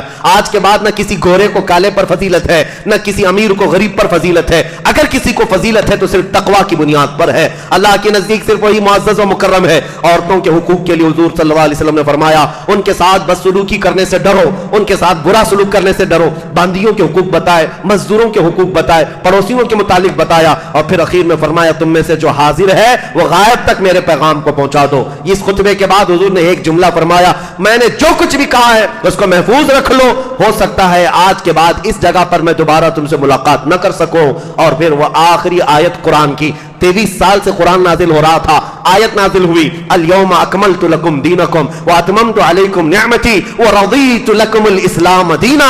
اللہ نے فرمایا یہ 6 پارے کی آیت ہے, آج کے دن تمہارا دین مکمل ہو گیا. اللہ فرماتا ہے میں نے اپنی تمام نعمتیں مکمل تم کو دے دی اور تمہیں اسلام دے کر میں راضی ہوا. قرآن کی آخری آیت تھی. حضور نے فرمایا قرآن کے نازل ہونے کا سلسلہ بند ہو گیا, اب میرے بعد کوئی نبی نہیں آنے والا ہے. صحابہ خوش ہو گئے, قرآن کمپلیٹ, دین کمپلیٹ, نظام کمپلیٹ. کسی دین میں ایسی بات آئی نہیں تھی. یہودی کہتے ایسی آیت ہمارے اندر نازل ہوتی تو ہمارے سال عید مناتے. صحابہ تو خوش تھے, دین کمپلیٹ ہو گیا. لیکن ایک کونے میں بیٹھے ہوئے ابو بکر صدیق کو روتے ہوئے صحابہ نے دیکھا, غم کے آنسو تھے. صحابہ قریب گئے, کہا آج خوشی کا دن ہے, یہ عرفات کا دن ہے اور آخری آیت نازل ہوئی, قرآن کمپلیٹ ہو گیا ہے, اللہ کی کتاب مکمل ہو گئی. رونے کا سبب کیا ہے؟ حضرت ابو بکر کہتے ہیں اے صحابہ تم میں سے کسی کو شاید یہ نہ معلوم ہو, آخری آیت اترنے کا مطلب دین تو کمپلیٹ ہو گیا, لیکن اس کا دوسرا معنی یہ ہے اب ہمارے مصطفیٰ کریم اب ہمارے درمیان زیادہ دن تک نہیں رہیں گے, زیادہ دن تک نہیں رہیں گے. وجہ یہ ہے کہ وہ اللہ کے رسول دین پہنچانے آ گئے تھے, دین مکمل ہو گیا تو اب وہ رسول ہمارے درمیان نہ رہیں گے. صحابہ میں سب سے پہلے سمجھنے والے اس بات کو صدیق اکبر تھے. واپس حضور یعنی ذی الحجہ میں ہی 14 یا 15 ذی الحجہ کو حضور صلی اللہ تعالی وسلم رخصت ہو گئے, مکہ مکرمہ سے مدینہ طیبہ تشریف لائے. یہ حضور صلی اللہ تعالی علیہ وسلم کا آخری حج تھا. یہاں پر حضرت حضور اکرم صلی اللہ تعالی وسلم مدینہ تشریف لائے. معمول کے مطابق بات چل رہی تھی, محرم کا مہینہ گزرنے کو تھا. سفر آتے حضور صلی اللہ تعالی علیہ وسلم کی طبیعت علیل ہوئی. یہ سفر کا مہینہ تھا, طبیعت علیل ہوئی. نبی پاک صلی اللہ علیہ وسلم ایک دن مسجد نبوی میں تشریف لائے اور منبر پر کھڑے ہو کر کے خطبہ دیا, اے میرے صحابہ اللہ نے اپنے ایک بندے کو اختیار دیا ہے, چاہے تو وہ دنیا لے لے چاہے تو اللہ کے پاس آ جائے, لیکن اس کے بندے نے دنیا چھوڑ دی, اللہ کے پاس جانے کو اختیار کر لیا ہے. صحابہ کے سامنے حضور ایسی مثالوں میں بہت ساری باتیں بتاتے تھے بندے کے طور پر. حضرت ابو بکر پھوٹ پھوٹ کر کے رونے لگ گئے. صحابہ نے کہا ابو بکر وہ تو رسول اللہ مثال دے رہے ہیں, کسی بندے کو اللہ نے اختیار دیا ہے. حضرت ابو بکر کہتے تم نہیں سمجھتے, وہ بندہ کوئی اور نہیں, وہ محمد رسول اللہ ہے. اللہ نے انہیں اختیار دیا ہے, چاہے تو دنیا میں رہ جائیں یا اللہ کے پاس جائیں. کیا تم نہیں سنتے ہو رسول اللہ نے وہ اختیار کر لیا ہے کہ وہ اللہ کے پاس جائیں گے. اب یہاں سے حضور صلی اللہ علیہ وسلم کی علالت شروع ہوئی, طبیعت خراب ہوئی, بیماری بڑھتی گئی, بخار شدت سے آنے لگا. پورا سفر کا مہینہ اسی طرح گزرا.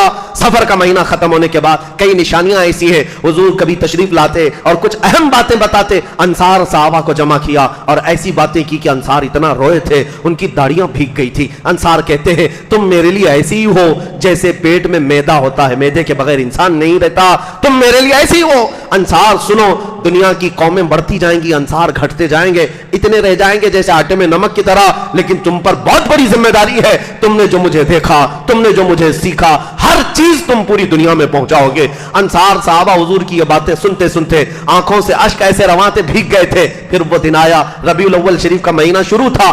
رسول کریم صلی اللہ تعالی علیہ وسلم 7ویں ربیع الاول یا 8ویں ربیع الاول شریف کو حجرے میں گئے اور اپنی تمام ازواج مطہرات کو بلایا, جتنی بیویاں تھیں. حضور صلی اللہ علیہ وسلم کی اس وقت 9 بیویاں قریب تھیں. سب کو بلایا اور کہا کیا تم میں سے کسی کے پاس سونا چاندی ہے, کسی کے پاس زیورات ہے؟ صاحب تمام ازواج نے پوچھا کیا بات؟ کہا اگر کسی کے پاس ہے تو چاہے تو صدقہ کر دے, خیرات کر دے. ازواج مطہرات نے پوچھا آپ اس طرح کی بات کیوں کر رہے ہیں؟ حضور فرماتے ہیں اس لیے کہ میں رب العالمین کی بارگاہ میں جانے والا ہوں، میں یہ نہیں چاہتا کہ اس حال میں جاؤں کہ میرے گھر میں سونا چاندی جمع ہو، میرے گھر میں دنیا کا مال پڑا ہو، تم چاہو تو خیرات کر دو، حرام نہیں ہے، پہننا ناجائز نہیں ہے، لیکن میری خواہش یہ ہے کہ میں مولا کی بارگاہ میں فقیرانہ انداز میں جاؤں، میرے گھر میں کوئی دولت نہ رہے۔ ازواج مطہرات یہ خطبہ دیا اور پھر کہا دیکھو باری کے طور پر میں تمہارے گھروں میں آتا تھا، ایک دن زینب کے گھر، ایک دن سلمہ کے گھر، ایک دن حفصہ کے گھر، ایک دن صفیہ کے گھر رضی اللہ تعالی عنہن اجمعین، سب کے گھروں جاتے تھے۔ حضور نے فرمایا اگر تم سب اپنی باریاں قربان کر کے عائشہ کو دینا چاہو تو سوچ لو تاکہ میں عائشہ کے گھر آرام کروں۔ ساری ازواج مطہرات نے دیکھا حضور کی طبیعت علیل ہے، سبوں نے کہا حضور صلی اللہ علیہ وسلم عائشہ کو بہت پیار کرتے ہیں، عائشہ سے بہت محبت کرتے ہیں، ہم سبوں نے اپنی باریاں قربان کی، یا رسول اللہ آپ ہمارے گھر باریوں میں نہ آئیں، کوئی مذائقہ نہیں، آپ عائشہ کے گھر آرام فرمائیں۔ سبوں نے اپنی باریاں ام المومنین عائشہ کے لیے قربان کر دی۔ حضور صلی اللہ علیہ وسلم حجرہ عائشہ میں ہی آرام کرنے لگے۔ یہ حجرہ عائشہ وہی ہے جس کو پوری دنیا آج سنہری جالیوں کے نام سے جانتی پہچانتی ہے۔ یہ عائشہ صدیقہ طیبہ طاہرہ کا مکان ہے، حجرہ عائشہ ہے، رسول اللہ اس میں آرام کرتے رہے۔ 2 دن ایسے گزرے حضور مسجد نبوی میں نہیں آئے، صحابہ کو نماز پڑھانے نہیں آئے۔ حضور صلی اللہ تعالی علیہ وسلم حضرت ابوبکر صدیق کو امامت کے لیے آگے کر دیے، تم نماز پڑھاؤ۔ حضرت ابوبکر نماز پڑھاتے تھے، صدیق اکبر نے 17 نمازیں پڑھائی۔ میں روایتیں پڑھتا ہوں غم سے نڈھال ہو جاتا ہوں، 14 صدیوں کے بعد آج جب کبھی بخاری اٹھاؤ مسلم اٹھاؤ، یہ حدیث بیان کرنے والے صحابی کہتے ہیں ایک دن مغرب کی اذان ہوئی، بلال حبشی نے اذان دی اور اس کے بعد اقامت ہو گئی، ابو بکر صدیق پڑھنے لگے، ہر جماعت قائم ہوتی، صحابہ کہتے ہیں ہم ٹکٹکی باندھ کر حضور کے کمرے کی طرف دیکھتے تھے، حجرے کا دروازہ کھلے گا، دروازے سے پردہ ہٹے گا، آفتاب رسالت باہر آئیں گے، ہماری بھیگی آنکھوں کو ایک تمنا لے کر کے دیکھتے تھے، قرار آ جائے گا، چین آ جائے گا، لیکن حضور نہ آئے، 2 دن نہ آئے۔ مغرب کی اذان، جماعت کھڑی ہو گئی، ابو بکر صدیق امامت کے لیے آگے بڑھے تھے، اچانک کہتے ہیں پردہ ہٹا، حجرے کا پردہ ہٹا، صحابہ نماز میں ہیں، ہاتھ باندھے ہوئے ہیں، جیسے ہی پردہ ہٹا سب کے چہرے پھر گئے، قبلہ اس طرف ہے، حضور کا حجرہ اس طرف ہے، سب صحابہ پھر گئے نماز کے حالت میں۔ صحابہ کہتے ہیں ان قریب ہم فتنے میں مبتلا ہو جاتے، آزمائش میں مبتلا ہوتے، سب دیکھنے لگ گئے اور سب کے سب آواز کرنے لگ گئے، بلند ہو گئی آوازیں، ابو بکر صدیق مصلی سے پیچھے ہٹنے لگے۔ لیکن ایک روایت بھی مجھے بتا دو، کسی نے کہا ہے کہ ان کا چہرہ پھر گیا تو ان کی نمازیں خراب ہو گئی، ان کی نمازیں ٹوٹ گئی؟ ہمارا چہرہ قبلے سے پھر گیا نماز ٹوٹ جائے گی۔ صحابہ ہیں قبلے سے چہرہ پھیر کر کے حضور کے چہرے کی طرف ٹکٹکی باندھ کر دیکھتے رہے، نماز کسی کی ٹوٹی نہیں۔ اسی کو ہم کہتے ہیں کعبہ تو دیکھ چکے، کعبے کا کعبہ دیکھو۔ صحابہ کعبے کا کعبہ دیکھ رہے تھے، حضور صلی اللہ تعالی علیہ وسلم اس دن آ تو رہے تھے لیکن کیفیت ایسی تھی، 2 صحابہ قریب گئے اور کندھوں پر حضور نے ان کے ہاتھ رکھا، حضور کے پیر زمین پر لگ نہیں رہے تھے اور زمین پر پیر گھسٹتے ہوئے آ رہے تھے۔ نبی کریم صلی اللہ علیہ وسلم اسی حالت میں مسجد میں آئے، کہا مجھ سے برداشت نہیں ہوتا کہ میں اپنی جماعت صحابہ کو نماز پڑھتے ہوئے نہ دیکھوں بلکہ دیکھتا رہوں، بار بار مجھے یہ خواہش ہے کہ میں نماز کی جماعت دیکھتا رہوں، نماز کی جماعت دیکھتا رہوں۔ اس بیماری کی شدت میں وہ رسول صحابہ کی جماعت کی نماز دیکھنے کے لیے آ گئے۔ ہے مسلمانوں، بستروں پر سونے والوں، نمازوں کو ویران کرنے والوں، مسجدوں کو اس طرح ویران کر رکھنے والوں، کبھی اس رسول محترم کا خیال کیا؟ میرے آقا کو اگر سب سے زیادہ طلب تھی وہ بیماری کی شدت میں بھی اٹھ کر کے آتے تھے جماعت کی نماز دیکھنے کے لیے، کاش ہماری صفیں بھر جاتی، رسول اللہ کا چمکتا دمکتا چہرہ ہماری مسجدوں کی طرف بھی ہوتا، حضور کی عنایتیں ہماری طرف ہوتی۔ یہ آخری نماز تھی حضور کی، یہ آخری نماز تھی مغرب کی۔ اس کے بعد حضور جو حجرے میں گئے واپس تشریف نہ لائے۔ 13 ربیع الاول کا دن تھا، ماں عائشہ صدیقہ فرماتی ہے حضور صلی اللہ علیہ وسلم کی بخار کی شدت اتنی زیادہ تھی، اتنی زیادہ کہ پانی آپ کے اوپر چھڑکا جاتا سوکھ جاتا تھا، بدن اس طرح گرم تھا۔ نبیوں کو جو بخار آتا تھا بہت شدت کا، اور وہ بھی سید الانبیاء کو۔ اسی اسنا میں حضرت عائشہ کہتی ہیں گھر پر کسی کو آنے کی اجازت نہیں تھی، اچانک دروازہ کھلا اور دروازے سے ایک خاتون آئی۔ یہ وہ خاتون تھی جب وہ آتی تھی رسول اللہ بستر چھوڑ کر کھڑے ہو جاتے، کوئی اور نہیں، وہ مخدومہ کائنات سیدہ فاطمہ الزہرا تھی۔ آخری وقت حضور کے حجرے میں آئی، دیکھتے ہی حضور کی اس بیماری کو رو پڑتی ہیں، لپٹ گئی۔ حضور صلی اللہ تعالی علیہ وسلم نے ان کو قریب کیا، کان میں کچھ کہا تو پھوٹ پھوٹ کر رونے لگی۔ ان کا رونا حضور کو دیکھا نہ گیا، پھر قریب کیا، فاطمہ سنو ایک اور بات کہتا ہوں، کان میں کچھ اور کہا، وہ ہنسنے لگ گئی، مسکرانے لگی۔ حضرت عائشہ کہتی میں حجرے میں تھی, مجھے بھی پتہ نہیں کیا کہا انہوں نے, کیا سنا. بعد میں نے فاطمہ سے پوچھا تھا, فاطمہ تم پہلی بار آئی تھی, حضور نے کچھ کہا تو تم رو رہی تھی, پھر کچھ کہا تو ہنس رہی تھی, کیا بات ہے؟ حضرت فاطمہ کہتی ہیں پہلی بار میرے بابا نے کہا میں دنیا چھوڑ جا رہا ہوں فاطمہ, میں رخصت ہو رہا ہوں. میں نے اتنا سنا تھا, برداشت نہ ہوا. اس عظیم بیٹی کو کیسے برداشت ہوگا جس نے 4 سال کے چھوٹے عمر میں حضور صلی اللہ تعالی علیہ وسلم کے ساتھ ہونے والی مصائب کو دیکھا تھا. بتائیں, حرم کعبہ میں جب حضور سجدے کے لیے جاتے, اونٹ کی گندی اوجڑیاں مکہ کے کفار حضور کی پیٹھ پر لا کر پھینک دیتے, اس وقت اٹھانے والا کوئی نہیں. یہ ننھے ننھے ہاتھوں سے اٹھانے والی فاطمہ الزہرا ہوتی تھی, وہ اپنے باپ کی پیٹھ سے ان آلائشوں کو نکالتی اور ہمیشہ حضور صلی اللہ علیہ وسلم کے ساتھ کھڑی رہی, ہر وقت اپنے باپ کے ساتھ رہنے والی. اور حضور بھی جب فاطمہ آتی تھی کھڑے ہو جاتے تھے. حضور صلی اللہ علیہ وسلم اٹھ جایا کرتے اپنی بیٹی کے لیے. وہ فاطمہ کو جب یہ کہہ دیا جائے کہ آج میں جا رہا ہوں, کیا بیت رہی ہوگی. حضور نے کہا رو مت, قریب آؤ. دوسری مرتبہ حضور نے ان کے کان میں کیا کہا, حضرت عائشہ سے وہ کہتی ہے بابا نے میرے یہ کہا تھا فاطمہ غم نہ کر, میرے جانے کے بعد میرے خاندان میں سب سے پہلے جو میرے پاس آئے گا فاطمہ وہ تم ہوگی. یہ حضور کی بشارت تھی. یہی تو بات ہے کہ حضور کے انتقال کے 6 مہینے کے بعد ہی حضرت فاطمہ کا انتقال ہو گیا, صرف 6 مہینے. اور ان 6 مہینوں میں حضرت فاطمہ کو کسی نے مسکراتے بھی نہیں دیکھا, ہنستے بھی نہیں دیکھا. رسول کریم صلی اللہ تعالی علیہ وسلم کی آخری لمحات ہے, کلیجہ آج بھی منہ کو آ جاتا ہے بیان کرنے کے لیے. وہ 14 صدیوں پہلے کے حالات تھے. نبی کریم صلی اللہ تعالی علیہ وسلم ماں عائشہ صدیقہ کے سینے پر ٹیک لگائے ہوئے آرام کر رہے تھے. حضرت عائشہ کہتی ہیں آخری غذا جو حضور کے منہ میں گئی ہے وہ میں نے مسواک چبا کر کے حضور کو دیا تھا, حضور نے میرا چبایا ہوا مسواک اپنے منہ میں رکھ لیا. حضرت عائشہ کہتی ہے میرا لعاب تھا وہ حضور کے منہ مبارک میں آخری مرتبہ گیا. نبی کریم صلی اللہ تعالی علیہ وسلم بار بار ایک جملہ کہہ رہے تھے, نزع کی شدت بہت زیادہ ہے, سکرات کا وقت بہت بھاری ہے, بہت بھاری. اور اسی اثنا میں ملک الموت داخل ہوئے. حضرت عائشہ سے حضور نے کہا عائشہ حجرے کے دروازے پر موت کا فرشتہ آیا, ملک الموت, وہ اجازت لے رہا ہے اندر آنے کی, اور آج اس نے مجھ سے اجازت لی ہے, اس کے بعد اب وہ کسی سے اجازت لے کر نہیں آئے گا. اس کو اجازت دے دی رسول اللہ نے. حضور صلی اللہ تعالی علیہ وسلم نے اجازت دینے کے بعد جو پہلا اس سے سوال کیا, کہا ملک الموت اسرائیل تم میری روح قبض کر کے رب العالمین کی بارگاہ میں لے جانے کی اجازت لینے آئے, اس سے پہلے یہ بتاؤ یہ نزع اور یہ سکرات کے درد کی جو شدت ہے کیا میری امت پر بھی آئے گی؟ جو نہ بھولا ہم غریبوں کو رضا, یاد اس کی اپنی عادت کیجیے. یہ وقت ایسا ہوتا ہے جب باپ بیٹے کو نہیں پہچانتا, اپنا نام لوگ بھول جاتے ہیں موت کے قریب, کوئی نہیں پہچانتا کسی کو, لیکن قربان جاؤ میرے مصطفیٰ کو. اس وقت پوچھتے ہیں میری امت, میری امت. اور امت کا حال یہ ہے کہ بھولی بیٹھی ہوئی. اس امت کے سامنے ہزاروں گالیاں دے دی اس رسول کو. امت کے کھڑے ہونے کا وقت کب آئے گا؟ امت کب بیدار ہوگی؟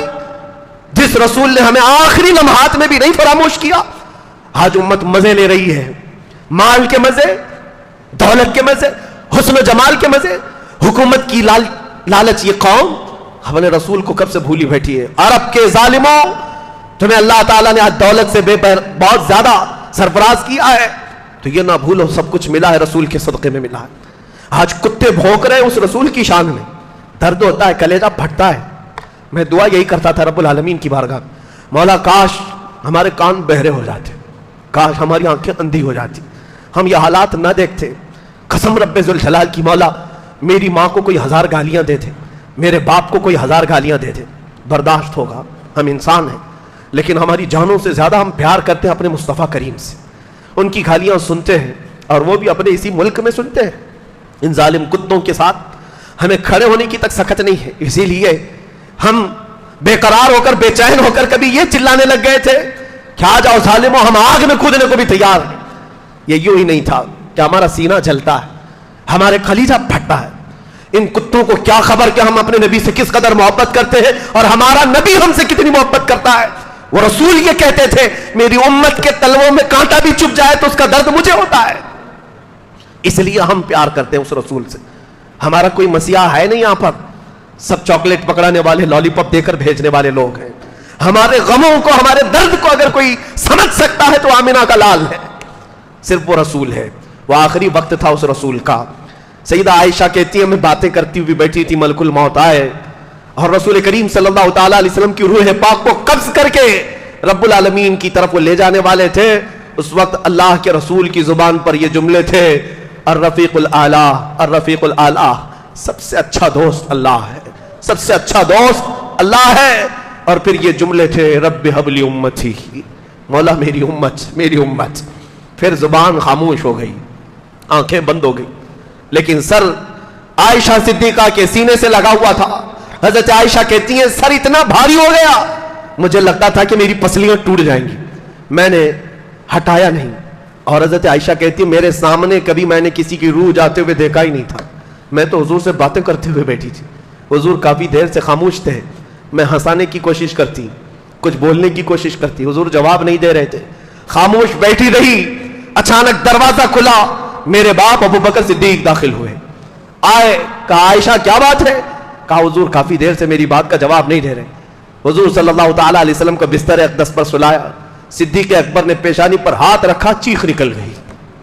وہ صدیق یار غار ایک لمحہ حضور سے جدا ہونے کو برداشت نہیں کرتے، پیشانی کو چوما اور کہا واللہ یا رسول اللہ لن یجمع اللہ تبارک و تعالی لن یجمع موتین علیک، اے اللہ کے رسول قسم رب ذوالجلال کی، دو موتیں کسی پر اللہ جمع نہیں کرے گا، ایک موت آنی تھی وہ آ گئی، ایک موت آنی تھی وہ آ گئی، آپ ہم میں سے چلے گئے۔ حضرت عائشہ کہتی ہیں حضرت ابو بکر کے جملے سن کر کے میرا دل پھٹ گیا، میں نے پوچھا ابا جان کیا میرے رفیق حیات میرے سرتاج نہیں رہے؟ کہا عائشہ اس خبر حقیقت کو تسلیم کر لو، رسول اللہ اب ہمارے درمیان نہیں۔ گھر کے اندر سے آوازیں جیسی آئیں، مسجد نبوی میں جو صحابہ جمع تھے ان کی کیفیت کیا ہوگی؟ جیسی ابو بکر صدیق باہر ہے، صحابہ پوچھنے لگے کیسے ہے حضور، حضور کی طبیعت کیسی ہے، بخار کم ہوا؟ صدیق اکبر منبر پر کھڑے ہوئے اور کہا وما محمد الا رسول قد خلت من قبلہ الرسل، محمد اللہ کے رسول ہیں، ان سے پہلے بھی رسول آئے اور چلے گئے۔ ومن افئن مات او قتل انقلب على عقبیہ فلن یضر اللہ شیئا، یاد رکھو وہ انتقال کر چکے ہیں، وفات پا چکے، ان کے بعد اگر تم میں سے کوئی پیچھے پھر گیا، ان کا دین چھوڑ دیا تو اللہ کو کچھ نقصان نہیں پہنچا سکتا۔ یہ آیت سنتے ہی صحابہ کے ہوش اڑ گئے، حالت ایسی تھی۔ حضرت عثمان کے بارے میں کہتے ان کو کوئی چونٹی کاٹتا تو بھی پتہ نہیں چلتا، پتھروں کی طرح جمے سے میں۔ حضرت عمر تو کہتے میں نہیں مانتا حضور کا انتقال ہوا، وہ اللہ کے رسول ہیں، اللہ کے نبی ہیں، جیسے عیسیٰ علیہ السلام آسمانوں پر گئے میرے نبی بھی گئے، میرے نبی گئے واپس آئیں گے۔ اور ان کا اپنا یہ فرط محبت میں تھا، تلوار اٹھا کر مدینے میں گھومتے تھے، خبردار اگر کسی نے کہہ دیا محمد صلی اللہ علیہ وسلم کا انتقال ہوا میں گردن مار دوں گا، میرے رسول واپس آئیں گے۔ حضرت عمر کو سنبھالا، یہ اسٹیبلشمنٹ کا وہ اہم نقطہ تھا، یہاں سے باضابطہ اسلام کی تاریخ شروع ہے۔ رسول پاک کے بعد اب جو باغ دور سنبھالنی تھی وہ سب سے اہم ذمہ داری تھی، رسول کریم صلی اللہ تعالیٰ علیہ وسلم کی وفات کی خبر کا یقین کرنا ہی تھا۔ صحابہ نے کر لیا، صحابہ نے کر لیا۔ پیر کا دن تھا، حضور صلی اللہ علیہ وسلم وفات پا گئے۔ 2 دن تک صحابہ حضور پر نماز پڑھتے رہے، الگ الگ آ کر کے جماعت جماعت، حضور کے حجرے میں ہی نماز ہوئی۔ صحابہ میں یہ اختلاف تھا کہ حضور کو کہاں دفن کیا جائے، کچھ کہتے مکہ میں، کچھ کہتے بیت المقدس میں۔ پھر ایک حدیث سنائی صحابی نے، کہا حضور نے فرمایا تھا جس نبی کا جہاں انتقال ہوتا ہے وہ وہیں دفن ہوتے ہیں۔ صحابہ اکرام نے اس حدیث پر عمل کیا۔ اس کے بعد رسول کریم صلی اللہ تعالیٰ علیہ وسلم حجرہ عائشہ میں جہاں حضور کی وفات ہوئی قبر پاک کھودی گئی۔ مدینہ طیبہ کے مشہور قبر کھودنے والے 2 صحابہ تھے، لحد بنائی گئی، ایل شیپ میں جو ہوتی ہے وہ لحد ہے، حضور صلی اللہ علیہ وسلم کو پسند تھی۔ قبر یعنی ایک صندوق باکس والی ہوتی ہے اور ایک ایل شیپ میں ایسے سیدھے کھود کر کے نیچے ایک اور کھڈا ہوتا ہے، وہ لحد ہے۔ حضور صلی اللہ علیہ وسلم کے لیے لحد بنائی گئی۔ قبر میں اترنے والے صحابہ میں حضرت علی کرم اللہ وجہہ الکریم، حضرت عباس، یہ صحابہ ہیں۔ قبر میں حضور صلی اللہ علیہ وسلم کو اتارا۔ اب یہ آخری بات ہے، اس کے بعد میں اپنی گفتگو ختم کرتا ہوں۔ حضور صلی اللہ تعالیٰ علیہ وسلم کو قبر انور میں اتارنے کے بعد یہ صحابہ کہتے ہیں اب بھی حضور کے لب ہل رہے تھے، تو زندہ ہے واللہ، تو زندہ ہے واللہ، میری چشم عالم سے چھپ جانے والے جو تم کو مردہ کہے وہ مردہ ہے واللہ، تو زندہ ہے واللہ۔ فرماتے ہیں صحابی ہم نے کان لگائے، حضور کے لب ہل رہے تھے، اس وقت کان سے آواز یہ آ رہی تھی، زبان سے آواز یہ آ رہی تھی کانوں میں، رب اغفر لامتی فانہم لا یعلمون، اے مولا میری امت کو معاف کر دینا اس لیے کہ مجھے نہیں پہچانتی ہے۔ اس کے بعد حضور کی قبر بند کر دی گئی۔ مجھے آج بھی وہ جملے یاد آتے ہیں، اس رسول نے آخری وقت دعا کی تھی مولا میری امت کو معاف کر دے۔ اے امتیوں میں تم سے پوچھتا ہوں تم نے اپنے رسول کے لیے کتنی مرتبہ ہاتھ اٹھایا، اپنے رسول کے لیے کتنی مرتبہ درود کی محفلیں کی، कितनी मर्तबा उंगलियों में गिनोगे, वो रसूल तो एक रात भी तुम्हें फरामोश नहीं करते थे। इसीलिए बरेली के इमाम ने कहा था, हम गरीबों के आका पे बेहद दुरूद, हम फकीरों की सरबत पे लाखों सलाम। यहाँ इस्लाम की तारीख खत्म नहीं होती मेरे आका के रुखसत हो जाने के बाद, हुजूर के हम गरीबों से पर्दा फरमाने के बाद इस्लाम की तारीख खत्म नहीं हुई। यहां से तारीख इस्लाम का बाज़ाब्ता फिर से एक दौर शुरू होता है खिलाफत राशिदा का। खिलाफत कैसे कायम हुई और खिलाफत के असबाब कैसे बने और खिलाफत को कैसे संभाला गया, इंशाअल्लाह आगे की महफिलों में अर्ज होगा। लेकिन जाते जाते आज मैं इस भरी रिक्कत वाली महफिल में जो तारीख इस्लाम मैंने अर्ज की है, बारगाह मुस्तफा में मेरा दिल बेकरार है, अर्ज यही करता जाऊंगा, या रसूल अल्लाह ये भूली हुई उम्मत है, ये आपको भूली हुई उम्मत, दूर आई हुई उम्मत, दुनिया की चकाचौंध को देखकर, दुनिया की रंगीनियों को देख करके इस दलदल में फंसी हुई उम्मत है। और यहां से पुकार कर फिर कहती है, अभी वो उम्मी फिदा का या रसूल अल्लाह, मैं मुजरिम हूं आका मुझे साथ ले लो, मैं मुजरिम हूं आका मुझे साथ ले लो, कि रस्ते में है जा बजा थाने वाले, चमक तुझसे पाते हैं सब पाने वाले, मेरा दिल भी चमका दे, मेरा दिल भी चमका दे, चमकाने वाले, बरसता नहीं देख कर अब्र रहमत, बदों पर भी बरसा दे बरसाने वाले। या रसूल अल्लाह, कौन देता है देने को मुंह चाहिए, देने वाला है सच्चा हमारा नबी। हम गरीबों के आका पे बेहद दुरूद, हम फकीरों की सरबत पे लाखों सलाम।